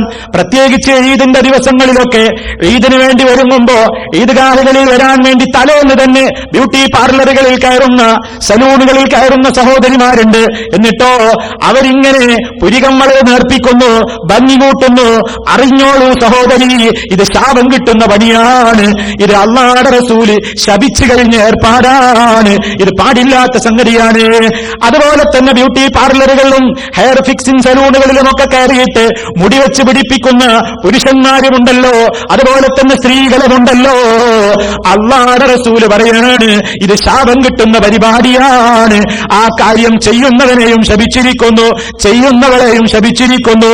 അതിനാവശ്യപ്പെടുന്നവരെയും ആ മാർഗത്തിൽ അതിനുവേണ്ട പരസ്യങ്ങളിലൂടെയോ ഏതൊക്കെ മാർഗങ്ങളിലൂടെയോ തെറ്റായ ഒരു കാര്യത്തിന് ആരൊക്കെ സഹകരിച്ചു കൊടുക്കുന്നുവോ ആ സഹകരണം പോലും ഇസ്ലാമികമായ വീക്ഷണത്തിൽ തെറ്റ് തന്നെ. അള്ളാന്റെ മുമ്പിലെത്തുമ്പോ കുറ്റക്കാരാകും. ഇത് നമ്മൾ മനസ്സിലാക്കണം. ഇത് നമ്മൾ മുസ്ലിമീങ്ങൾ തിരിച്ചറിഞ്ഞേ പറ്റൂ. കാരണം ത്യാഗമെന്ന് പറയുന്നത് വലിയ വലിയ കാര്യങ്ങളിലൊക്കെ ത്യാഗം സഹിക്കാൻ ഒരു മനുഷ്യന് കഴിയണമെങ്കിൽ, നിസ്സാരമായ കാര്യങ്ങളിലൊക്കെ ഒന്ന് ത്യാഗം സഹിക്കാൻ കഴിയില്ലെങ്കിൽ പിന്നെ അവനെങ്ങനെ വൻകിട കാര്യങ്ങളിൽ ത്യാഗിയാകാൻ കഴിയും? ഇബ്രാഹിം നബി അലൈഹിസ്സലാമിനോട് അള്ളാഹ് സ്വന്തം മകനെ അറുക്കണം എന്ന് പറഞ്ഞിട്ടുണ്ട്. ആ ഒരു കൽപ്പന ഇന്ന് നമുക്കില്ലല്ലോ. ആ കൽപ്പന കിട്ടിയപ്പോൾ പോലും അസ്ലംതു ലിറബ്ബിൽ ആലമീൻ, റബ്ബുൽ ആലമീൻ എന്ത് പറഞ്ഞാലും ഞാനതനുസരിക്കാമെന്ന് പറഞ്ഞ കൂട്ടത്തിൽ അതിനുവരെ ഇബ്രാഹിം നബി അലൈഹിസ്സലാം തയ്യാറായി എന്ന് മാത്രമല്ല, മകന്റെ കയ്യും പിടിച്ച് കത്തിയും കയറുമായി മിനായുടെ മലമടക്കുകളിലേക്ക് പോകിയിട്ട് മകനെ വളർത്തിക്കിടത്തിയിട്ട് അതാ മകന്റെ കഴുത്തിൽ കത്തിവെക്കാൻ ഒരുങ്ങിയപ്പോഴല്ലേ, ഓ ഇബ്രാഹിമേ, പരീക്ഷയിൽ അങ്ങ് വിജയിച്ചിരിക്കുന്നു, അങ്ങേ പ്രവൃത്തി ചെയ്യേണ്ടതില്ല, അങ്ങ് ധീരൻ തന്നെ. അള്ളാഹുടെ സർട്ടിഫിക്കറ്റ് കിട്ടുന്നത്. ആ ധീരത കിട്ടിയ ഇബ്രാഹിം നബി അലൈഹിസ്സലാമിന്റെ ഓർമ്മകൾ പുതുക്കുന്ന പെരുന്നാളിന്റെ ഈദ് ദിവസങ്ങളിൽ പോലും മനുഷ്യരെന്ത് ചെയ്യുകയാണ്? ശാപം കിട്ടുന്ന പരിപാടികൾ എന്ന് പറഞ്ഞ ഈ രൂപത്തിലുള്ള ഭംഗിക്ക് വേണ്ടി എന്ന് പറയുന്ന ഇത്തരത്തിലുള്ള പ്രവൃത്തികൾ ചെയ്യുന്നു. അതുപോലെ തന്നെ നിങ്ങൾ നോക്കൂ, മനുഷ്യരോട് അവന്റെ തലയിലോ താടിയിലോ ഒക്കെ നരച്ച മുടികൾ വന്നു കഴിഞ്ഞാൽ അത് കറുപ്പിക്കുന്നതിന്റെ ഇസ്ലാമിക വിധി എന്താണ്? പലരും ചോദിക്കാറുണ്ട്. പല അഭിപ്രായ വ്യത്യാസങ്ങളും ആ വിഷയത്തിൽ ലോകത്ത് നിലവിലുണ്ട്. താനും അഭിപ്രായ വ്യത്യാസങ്ങൾ തീർന്നിട്ട് ഒരു വിഷയത്തിൽ നമുക്കൊന്നും പറയാൻ കഴിയില്ല. പക്ഷേ ഒരു കാര്യം നമ്മൾ മനസ്സിലാക്കണം. നബി സല്ലല്ലാഹു അലൈഹി വസല്ലമിന്റെ സമീപത്തേക്ക് ഒരിക്കൽ അബൂബക്കർ സിദ്ദീഖ് റളിയല്ലാഹു തആല അൻഹു തന്റെ പിതാവായ അബൂ ഖുഹാഫയെ കൊണ്ടുവന്നിരുത്തുകയാണ്. അബൂ ഖുഹാഫ അബൂബക്കർ സിദ്ദീഖിന്റെ ബാപ്പ, അന്ന് മുസ്ലിമായിട്ടില്ല, വയോവൃദ്ധനായ ബാപ്പയാണ്. ആ ബാപ്പയെ കൊണ്ടുവന്നിരുത്തുന്നു നബിയുടെ മുമ്പിൽ. നബിയുടെ മുമ്പിൽ വന്നപ്പോ ആ ബാപ്പ മുസ്ലിമാവുകയാണ്. മുസ്ലിമായി അവിടെ വെച്ച് അബൂ ഖുഹാഫ മുസ്ലിമായപ്പോ അല്ലാഹുവിന്റെ റസൂൽ നബി സല്ലല്ലാഹു അലൈഹി വസല്ലം പറഞ്ഞു കൊടുക്കുകയാണെന്ത്? ഗയ്യിറൂ ഹാദാ ബിശൈഇൻ വജ്തനിബുസ് സവാദ്. ആ വന്ന നേരത്ത് അദ്ദേഹത്തിന്റെ ആ പിതാവിന്റെ താടിയും തലയുമൊക്കെ അറബ് രാജ്യത്തുള്ള സുഗാമത്ത് എന്ന് പറയുന്ന ഒരു ചെടിയുണ്ട്. ആ ചെടിയുടെ ഇലകളും കായകളുമൊക്കെ നല്ല വെളുത്ത വർണ്ണമാണ്. ഏറ്റവും നല്ല വെള്ളവർണ്ണത്തിൽ കായകളും പൂവുകളും അതുപോലെ തന്നെ ഇലകളുമൊക്കെയുള്ള ഒരു ചെടിയാണ് സുഗാമത്ത് എന്ന പേരിലുള്ള ചെടി. ആ സുഗാമത്ത് ചെടിയോടാണ് അത് ഹദീസിൽ ആ അദ്ദേഹത്തിന്റെ താടിയോമത്തെയും തലയിലെ രോമങ്ങളെയും ഉപമിച്ചിട്ടുള്ളതെന്ന് മനസ്സിലാക്കണം. അത്രമാത്രം വെളുത്ത് നരച്ച താടിയും തലയും കണ്ടപ്പോ അല്ലാഹുവിന്റെ റസൂല് സിദ്ദീഖുൽ അക്ബർ റളിയല്ലാഹു അൻഹുവിനോട് പറയുകയാണ്, ബാപ്പയെ കൊണ്ടുപോയിട്ട് ഗയ്യിറൂ ഹാദാ, ഈ നരയൊന്ന് മാറ്റിക്കളയൂ, ബിശൈഇൻ, വല്ല കളറും കൊണ്ടൊന്ന് മാറ്റിക്കളയൂ. പക്ഷേ കളറ് കൊടുക്കുമ്പോ ഒരു കാര്യം എനിക്ക് ഒഴിവ് പറയാനുണ്ട്. വജ്തനിബുസ് സവാദ്, കറുപ്പ് നിങ്ങൾ ഒഴിവാക്കണേ. കറുപ്പടിക്കരുത്, കറുപ്പടിക്കരുത്. ഹിന്ന ഉപയോഗിച്ചോളൂ, മൈലാഞ്ചി ഉപയോഗിച്ചോളൂ. ഹിമ്രത്താവാം, ചുവപ്പ് വർണ്ണമാകാം, സുഫറത്ത് മഞ്ഞ വർണ്ണത്തിലാകാം, അങ്ങനെ ഏത് വർണ്ണവുമാക്കിക്കോളൂ. പക്ഷേ സവാദ് പാടില്ല എന്ന് നബി സല്ലല്ലാഹു അലൈഹി വസല്ലം നിർദ്ദേശിക്കുന്നു. മാത്രമല്ല അവിടുന്ന് ഒരൽപ്പം ഗൗരവത്തോടുകൂടി നമ്മൾ മനസ്സിലാക്കേണ്ട മറ്റൊരു കാര്യവുമുണ്ട്. ഇബ്നു അബ്ബാസ് റളിയല്ലാഹു തആല എന്ന് പറയാണ്, യകൂനു ഖൗമുൻ യഖ്ളിബൂന ഫീ ആഖിരി സമാനി ബിസ്സവാദ്. അവസാന കാലഘട്ടമാകുമ്പോ ഇങ്ങനെ താടിയിലും തലയിലുമൊക്കെ മുടി ഇങ്ങനെ അഴകിന് വേണ്ടിയിട്ട് ഇങ്ങനെ കറുപ്പടിക്കുന്നവര് ഖൗമ് വരാൻ പോകുന്നു എന്ന് നബി സല്ലല്ലാഹു അലൈഹി വസല്ലം പറഞ്ഞിട്ട് പറയാണ്, ലാ യുരിഹൂന റായിഹത്തൽ ജന്ന, അവര് സ്വർഗത്തിന്റെ പരിമളം പോലും ആസ്വദിക്കുന്നതല്ല, സ്വർഗീയ പരിമളം പോലും ആസ്വദിക്കുന്നതല്ല. നിങ്ങൾ നോക്കൂ, അഭിപ്രായ വ്യത്യാസങ്ങൾ പലർക്കും പലതുമുണ്ടാകാം. പലരോടും ചോദിച്ചാൽ പല ഫത്വകളും കിട്ടിയേക്കാം. പക്ഷേ മുസ്ലിമേ, നമ്മളൊരു കാര്യം മനസ്സിലാക്കണം. ഞാൻ നിങ്ങളോട് നേരത്തെ പറഞ്ഞില്ലേ, സൗന്ദര്യബോധം തീരുമാനിക്കേണ്ടത് ഞാനോ നിങ്ങളോ അല്ല, ലോകത്ത് ഏതെങ്കിലും മനുഷ്യന്മാരല്ല, ഏതെങ്കിലും പണ്ഡിതന്മാരുമല്ല. ഈ കാര്യങ്ങളിൽ ഇസ്ലാമിന്റെ ഏതൊരു കാര്യത്തിലും തീരുമാനമെടുക്കാനുള്ള അധികാരം അല്ലാഹുവിനാണ്. ആ വഹയിന്റെ അടിസ്ഥാനത്തിൽ പറയുന്ന റസൂലുള്ളാഹിക്കുമാണ്. അല്ലാഹുവിന്റെയും റസൂലിന്റെയും ഒരു തീരുമാനമങ്ങ് കേട്ടുകഴിഞ്ഞാൽ പിന്നെ അതങ്ങ് അനുസരിക്കുന്ന വിഷയത്തിൽ മനസ്സിൽ അല്പം പോലും വിഷമമുണ്ടായിക്കൂടാ. വയുസല്ലിമൂ തസ്ലീമാ, സമ്പൂർണമായി ആ കൽപ്പനക്കങ്ങ് കീഴടങ്ങുകയും ചെയ്യണം. അതാണ് മുസ്ലിം, അവനാണ് മുസ്ലിം, അതാണ് ത്യാഗം. ചെറിയ ചെറിയ കാര്യങ്ങളാണ് നമ്മൾ പറയുന്നത്. വലിയ കാര്യങ്ങള്, വലിയ വലിയ ത്യാഗങ്ങൾ സഹിക്കാനുണ്ട്. അതിനെപ്പറ്റിയൊന്നും ഞാനിപ്പോൾ സംസാരിച്ചിട്ടില്ല. നമ്മുടെ ജീവിതത്തിലൊക്കെ പലപ്പോഴും ചർച്ചയിൽ വരാതെ, പലപ്പോഴും ആളുകൾ അറിവുകേടുകൊണ്ടും അതിനെപ്പറ്റി പഠിക്കാത്തത് കൊണ്ടും മനസ്സിലായിട്ടില്ലാത്തത് കൊണ്ടുമൊക്കെ ഒരുപാട് അപകടങ്ങളിലേക്ക് ചെന്നു ചാടുന്ന ചില കാര്യങ്ങൾ ഓർമ്മപ്പെടുത്തിയെന്നേയുള്ളൂ. അതുപോലെ തന്നെ നിങ്ങൾ ചിന്തിച്ചു നോക്കൂ, നബി സല്ലല്ലാഹു അലൈഹി വസല്ലമിന്റെ എത്രയോ കൽപ്പനകളിലാണ് കാണുന്നത്. പുരുഷന്മാരോട് പറയുകയാണ്, നിങ്ങൾ താടി വളർത്തണേ, താടിയെ നിങ്ങൾ വളരാൻ വിടണമേ, നിങ്ങൾ താടി വളർത്തണം. അതേപോലെ തന്നെ ജുസ്ദുശവാരിബ, മീശ നിങ്ങൾ വെട്ടിച്ചെറുതാക്കണേ, മീശ വെട്ടിച്ചെറുതാക്കണം, താടി വളർത്തണം. ഇസ്ലാമിന്റെ നിയമമാണ്. ഇസ്ലാമിന്റെ നിയമമാണ്, അമ്പിയാക്കളുടെ പാരമ്പര്യമാണ്. നിങ്ങൾ നോക്കൂ, മൂസ നബി അലൈഹിസ്സലാത്തു വസ്സലാമും ഹാറൂൻ നബി അലൈഹിസ്സലാമും ഒരു ചെറിയൊരു പ്രശ്നമുണ്ടായപ്പോ മുസാ നബി അലൈഹിസ്സലാം തൗറാത്ത് വാങ്ങാൻ പോയപ്പോ ഇവിടെ പകരം വെച്ചുപോയിരുന്നത് ഹാറൂൻ നബി അലൈഹിസ്സലാമിനെയാണ്. ഹാറൂൻ നബി അലൈഹിസ്സലാമിന്റെ അടുക്കലേക്ക് മൂസ നബി തിരികെ വന്നപ്പോ ആ ആളുകൾ പശുക്കുട്ടിയെ ആരാധിക്കുന്ന കാഴ്ചയാണ് കണ്ടത്.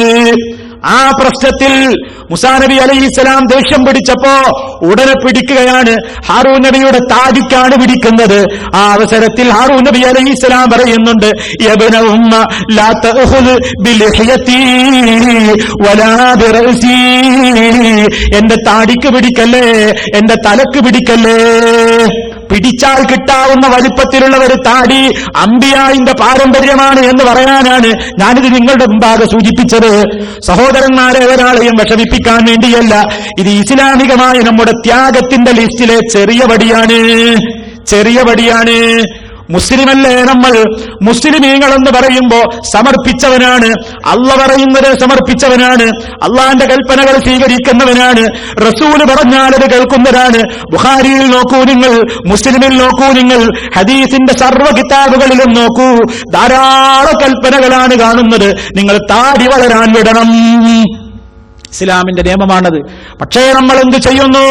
നമ്മൾ ആ കൽപ്പനയെ അവഗണിക്കുന്നു. പലരും അതിന്റെ ഗൗരവം അറിഞ്ഞിട്ടില്ല. കാരണം താടി വടിക്കൽ അനുവദനീയമാണെന്നും അതൊന്നും ഒരു സുന്നത്തല്ലെന്നും പറയാനും ഫത്വ കൊടുക്കാനും ഒക്കെ ആളെ കിട്ടുന്ന കാലഘട്ടമാണ്. അത് വേണമെന്ന് പറയുന്നവർ തീവ്രവാദികളുമായി മുദ്രകുത്തുന്ന കാലഘട്ടവുമാണ്.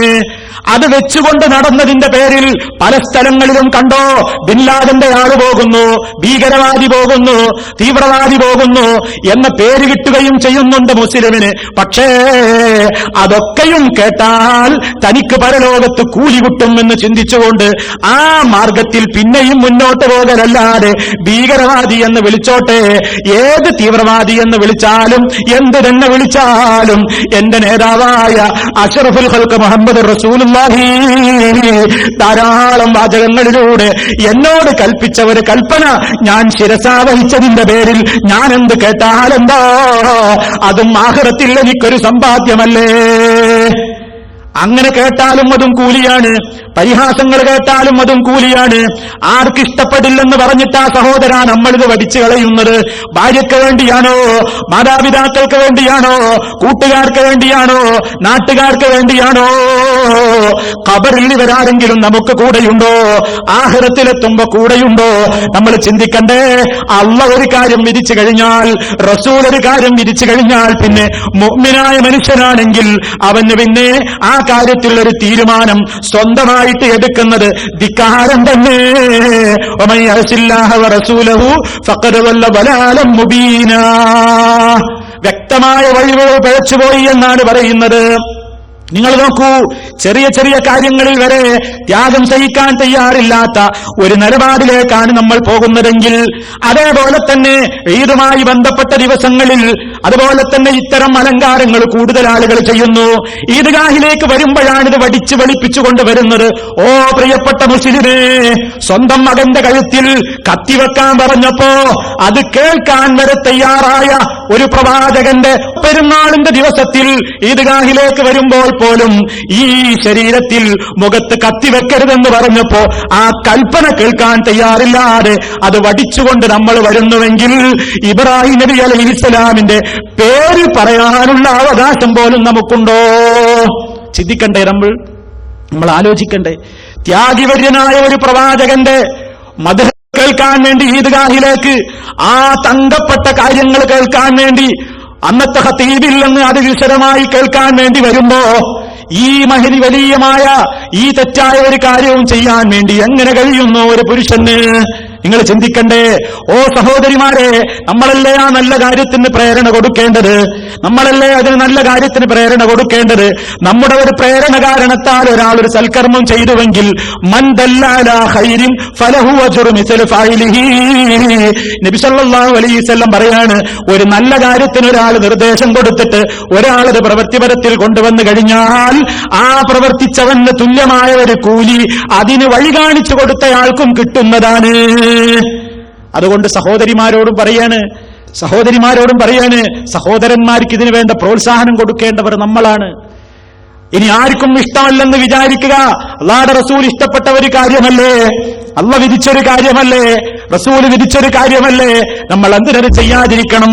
അങ്ങനെ ഓരോ കാര്യങ്ങളും നമുക്ക് നമ്മുടെ കാര്യങ്ങളിൽ ത്യാഗം സഹിക്കാനുണ്ട്.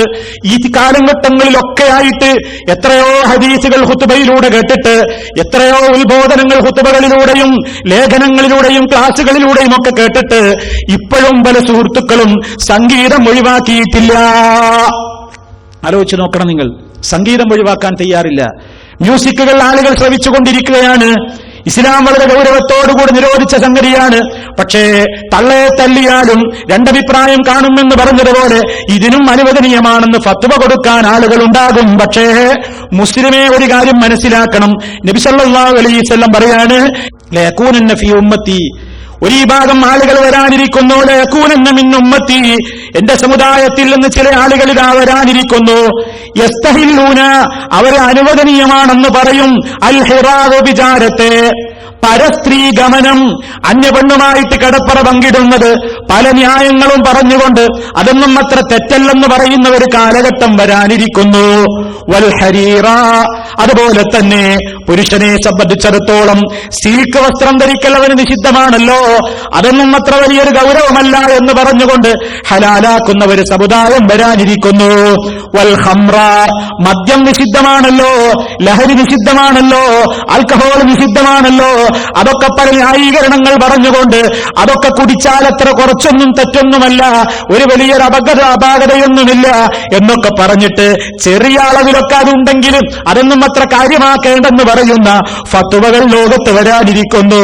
വൽ മആസിഫ, മആസിഫ് എന്ന് പറഞ്ഞാൽ ആലാത്തു തർബുകളാണ്, സംഗീതത്തിന് വേണ്ടി ഉപയോഗപ്പെടുത്തുന്ന മദ്ദളമായാലും അതുപോലെ തന്നെ ഗിറ്റാറാണെങ്കിലും ഹാർമോണിയം ആണെങ്കിലും അതുപോലെ തന്നെ ചെണ്ടയാണെങ്കിലും ബാൻഡാണെങ്കിലും തബലയാണെങ്കിലും ഏത് ഇൻസ്ട്രുമെന്റ്സുകൾ, ആധുനിക ഉപകരണങ്ങളുണ്ടോ പൗരാണിക ഉപകരണങ്ങളുണ്ടോ എല്ലാം തന്നെയും അത് നിഷിദ്ധങ്ങളുടെ പട്ടികയിലാണ്. പക്ഷേ അതൊന്നും അത്ര തെറ്റല്ല, അതൊന്നും അനുവദിക്കപ്പെട്ട സംഗതികളുടെ കൂട്ടത്തിൽ തന്നെയാണ് എന്ന് പറഞ്ഞുകൊണ്ട് അതിനൊക്കെ ന്യായീകരിക്കുന്ന ആളുകൾ വരാനിരിക്കുന്നു എന്ന് മഹാനായ മുഹമ്മദ് റസൂലുള്ളാഹി സ്വല്ലല്ലാഹു അലൈഹി വസല്ലം മുന്നറിയിപ്പ് നൽകിയത് സഹീഹുൽ ബുഖാരിയിൽ നിന്നാണ് ഞാൻ നിങ്ങളെ വായിച്ചു കേൾപ്പിച്ച ഹദീസുള്ളത്. എവിടേക്കാ നമ്മൾ പോകുന്നത്? എവിടേക്കാ നമ്മൾ എത്തുന്നത്? എന്നിട്ട് നമുക്ക് നമ്മുടെ വണ്ടിയിൽ നിന്ന് ഒഴിവാക്കാനായിട്ടില്ല. നമ്മുടെ കുട്ടികൾ അത് കേട്ടുകൊണ്ടിരിക്കുകയാണ്, വീടുകളിൽ അത് ശ്രവിച്ചുകൊണ്ടിരിക്കുകയാണ്, വീടുകളിൽ സിനിമയോടുകയാണ്, സീരിയലുകൾ ഓടുകയാണ്. പെരുന്നാളെന്ന് പറഞ്ഞാൽ തന്നെ വീടുകളിൽ ഭക്ഷണവും കഴിച്ചിട്ട് ഒതുങ്ങിക്കൂടിയിട്ട് സിനിമകൾ, ചൈനായി സിനിമകൾ കാണുകയാണ്, സീരിയലുകൾ കാണുകയാണ്. കണ്ണുകൊണ്ട് വ്യഭിചരിക്കുന്ന ഈ ഏർപ്പാട് മുസ്ലിമിന് നിർത്താനായില്ലേ? വലിയ വലിയ കാര്യങ്ങളിൽ ത്യാഗം നമ്മൾ കേൾക്കുമ്പോ കൊച്ചു കൊച്ചു കാര്യങ്ങളിൽ വരെ ഒന്ന് ത്യാഗം സഹിക്കാൻ തയ്യാറില്ലെങ്കിൽ നമ്മൾ എന്തിനാണ് സഹോദരന്മാരെ വഅനമിനൽ മുസ്ലിമീൻ, അല്ലാ നിന്റെ കൽപ്പനകളൊക്കെ അനുസരിക്കുന്ന മുസ്ലിമീങ്ങളിൽപ്പെട്ടവനാണ് ഞാൻ. എന്റെ ജീവിതം, എന്റെ നിസ്കാരം, ഇന്ന സലാത്തി വനുസുകി വമഹ്യായ വമമാതി ലില്ലാഹി റബ്ബിൽ ആലമീൻ, ആ പറയുന്നത് മുഴുവനും കളവായി പോകില്ലേ? അല്ല പറയുന്നില്ലേ നമ്മളോട്, ലിമ തഖൂലൂന, നിങ്ങൾ എന്തിന് പറഞ്ഞു നടക്കുന്നു വിശ്വാസികളെ, മാലാ തഫ്അലൂൻ, നിങ്ങൾ പ്രവർത്തിക്കാൻ തയ്യാറില്ലാത്തത് നിങ്ങൾ എന്തിനു പറയുന്നു?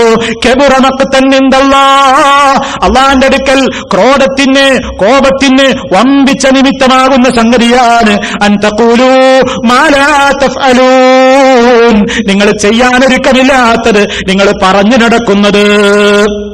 എത്ര ഗുരുതരമാണ്! ആലോചിക്കണം സഹോദരന്മാരെ. നമ്മൾ വളരെ ഗൗരവത്തോടുകൂടെ ചിന്തിക്കണം. നമ്മൾ ത്യാഗത്തിന്റെ കഥകൾ പറയുന്ന മഹാനായ ഒരു പ്രവാചകനെ ഓർമ്മിക്കുന്ന ദിവസങ്ങളാണിത്. വലിയൊരു പ്രവാചകനെ ഓർമ്മിക്കുന്ന ദിവസങ്ങളാണിത്. നിങ്ങൾ നോക്കൂ, എത്രമാത്രം വലിയ ത്യാഗമാണ് അവരൊക്കെ അനുഭവിച്ചത്. ആ ത്യാഗത്തിന്റെ 0.5% നമുക്ക് അനുഭവിക്കേണ്ടതില്ല. 0.5%. പക്ഷേ ഞാനോ നിങ്ങളോ മകനെ അറുക്കണമെന്ന് പറഞ്ഞാൽ ആ ത്യാഗത്തിന് തയ്യാറാകുമോ? നാം തയ്യാറാകുമോ? തയ്യാറാവില്ല. പക്ഷേ നിങ്ങൾ നോക്കൂ, ബാപ്പ അതിന് തയ്യാറാണ്, മകനും അതിന് തയ്യാറാണ്. അങ്ങനെ ഒത്ത ഒരു ബാപ്പയും ഒരു കുടുംബവും. എന്തൊരു സമാധാനത്തിന്റെ അന്തരീക്ഷം, എന്തൊരു വലിയ പടച്ചവനെ പേടിയുള്ള ഒരു അവസ്ഥ, എന്തൊരു വലിയ ത്യാഗത്തിന്റെ മനസ്ഥിതി. പക്ഷേ നമുക്കതുണ്ടോ?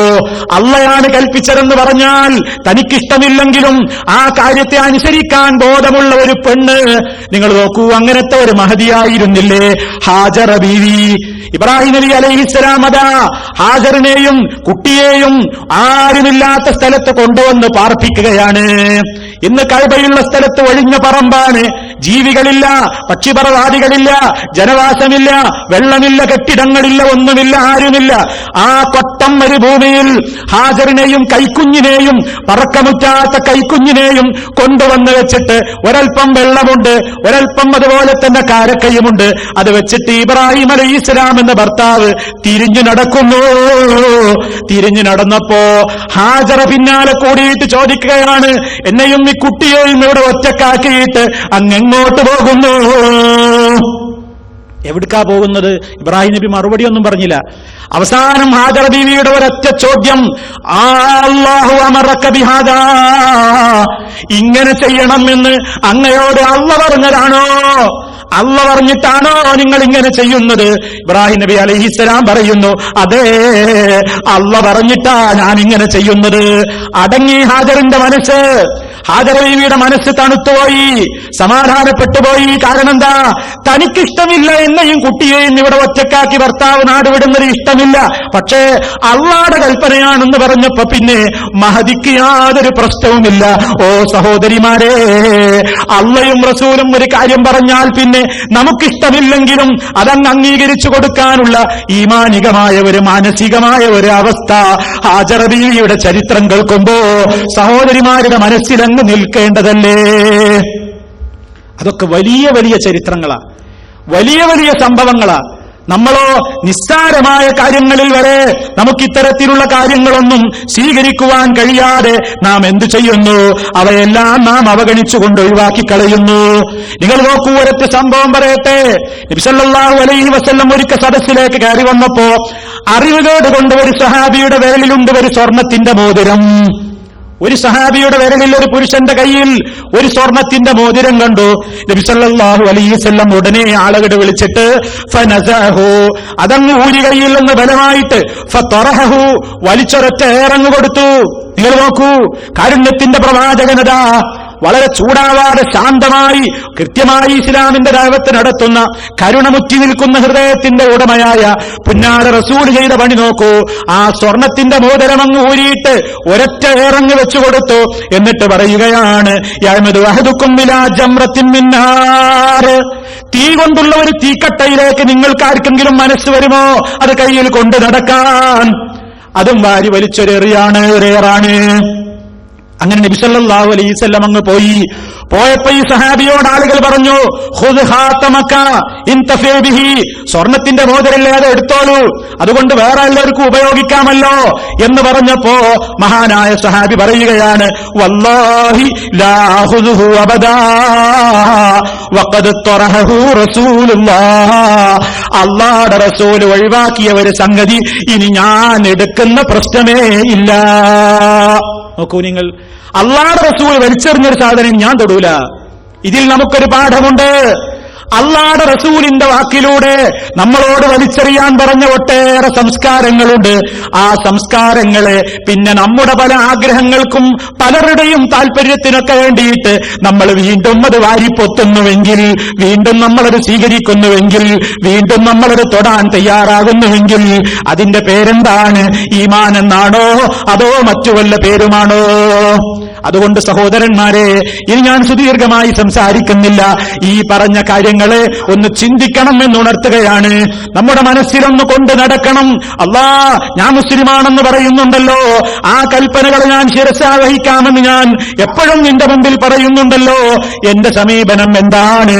ത്യാഗീവര്യനായ ഒരു പ്രവാചകന്റെ കഥയോർക്കുന്ന എനിക്ക് ത്യാഗത്തിന്റെ ഏത് ഭാഗത്തിലാ ഞാൻ ത്യാഗം സഹിച്ചിട്ടുള്ളത് എന്ന ചിന്ത എന്റെയും നിങ്ങളുടെയും മനസ്സിൽ വരണമെന്ന് വളരെ കൃത്യമായി വളരെ വിനയത്തോടുകൂടി അള്ളാന്റെ വജ്ഹ് ഉദ്ദേശിച്ചുകൊണ്ട് ആദ്യമായും രണ്ടാമതും മൂന്നാമതുമൊക്കെ എന്നോടും ബാക്കി നിങ്ങളോടും കൈമാറുകയാണ്. അല്ലാഹു റബ്ബുൽ ആലമീനിനോട് നാം പ്രാർത്ഥിക്കേണ്ടതുണ്ട്. അല്ലാഹുമ്മ യാ മുഖല്ലിബൽ ഖുലൂബ് സബ്ബിത് ഖൽബി അലാ ദീനിക. ഹൃദയങ്ങളെ മാറ്റിമറിച്ചുകൊണ്ടിരിക്കുന്ന അല്ലാഹുവേ, എന്റെ ഹൃദയത്തെ നീ നിന്റെ ദീനിൽ ഉറപ്പിച്ചു നിർത്തണേ എന്ന് നമ്മൾ അല്ലാഹുവോട് ദുആ ചെയ്യുന്നു. ആ ദുആ ഫലപ്രദമായി സാർത്ഥകമായി തീരണമെങ്കിൽ നാം പറയുന്ന കാര്യങ്ങളോട് കൂറ് പുലർത്തിക്കൊണ്ട് എല്ലാ കാര്യങ്ങളിലും കഴിയുന്നത്ര സൂക്ഷ്മത പാലിച്ചുകൊണ്ട് ത്യാഗം സഹിക്കാൻ തയ്യാറാവണം. അവർക്കാണ്, അങ്ങനെ സൂക്ഷിച്ച് ജീവിക്കുന്നവർക്കാണ് വൽആഖിബത്തു ലിൽ മുത്തഖീൻ, സൂക്ഷ്മതയോടെ ജീവിക്കുന്നവർക്കാണ് നല്ല പര്യവസാനം, സ്വർഗം അവർക്കാണുള്ളത്. അതിനുവേണ്ടി നമ്മളെല്ലാം ശ്രമിക്കുക, അതിനുവേണ്ടി പ്രവർത്തിക്കുക, പ്രാർത്ഥിക്കുക. റഹ്മാനുർ റഹീമായ അല്ലാഹു നമുക്കെല്ലാവർക്കും അതിനുള്ള തൗഫീഖ് നൽകി നമ്മെ എല്ലാവരെയും അനുഗ്രഹിക്കുമാറാകട്ടെ. നമ്മുടെ അമലുകൾ അല്ലാഹു സ്വീകരിക്കുമാറാകട്ടെ. എന്തു തന്നെ പാപങ്ങൾ സംഭവിച്ചു പോയിട്ടുണ്ടെങ്കിലും എല്ലാം പൊറുക്കുന്ന നാഥൻ പൊറുത്തു മാപ്പ് നൽകി നമ്മെ അനുഗ്രഹിക്കുമാറാകട്ടെ. ത്യാഗത്തിന്റെ ഓർമ്മകൾ പുതുക്കുന്ന ഇത്തരത്തിലുള്ള സന്ദർഭങ്ങളിൽ ജീവിതത്തിന്റെ ഓരോ ഘട്ടങ്ങളിലും അല്പമെങ്കിലും ത്യാഗം സഹിച്ചുകൊണ്ട് ത്യാഗികൾക്ക് മാത്രം പ്രവേശനമുള്ള സ്വർഗത്തിൽ പ്രവേശിക്കാൻ അല്ലാഹു റബ്ബുൽ ആലമീൻ നമുക്കെല്ലാവർക്കും തൗഫീഖ് നൽകുമാറാകട്ടെ. നമ്മിൽ നിന്ന് വന്നുപോയ പാപങ്ങൾ പുറത്തു തരുമാറാകട്ടെ. റബ്ബനാ തഖബ്ബൽ മിന്നാ ഇന്നക അൻതസ് സമീഉൽ അലീം വതുബ് അലൈനാ ഇന്നക അൻതത് തവ്വാബുർ റഹീം. അല്ലാഹുമ്മ സ്വല്ലി അലാ മുഹമ്മദിൻ വഅലാ ആലി മുഹമ്മദ്. വസ്സലാമു അലൈക്കും വറഹ്മത്തുള്ളാഹി വബറകാതുഹു.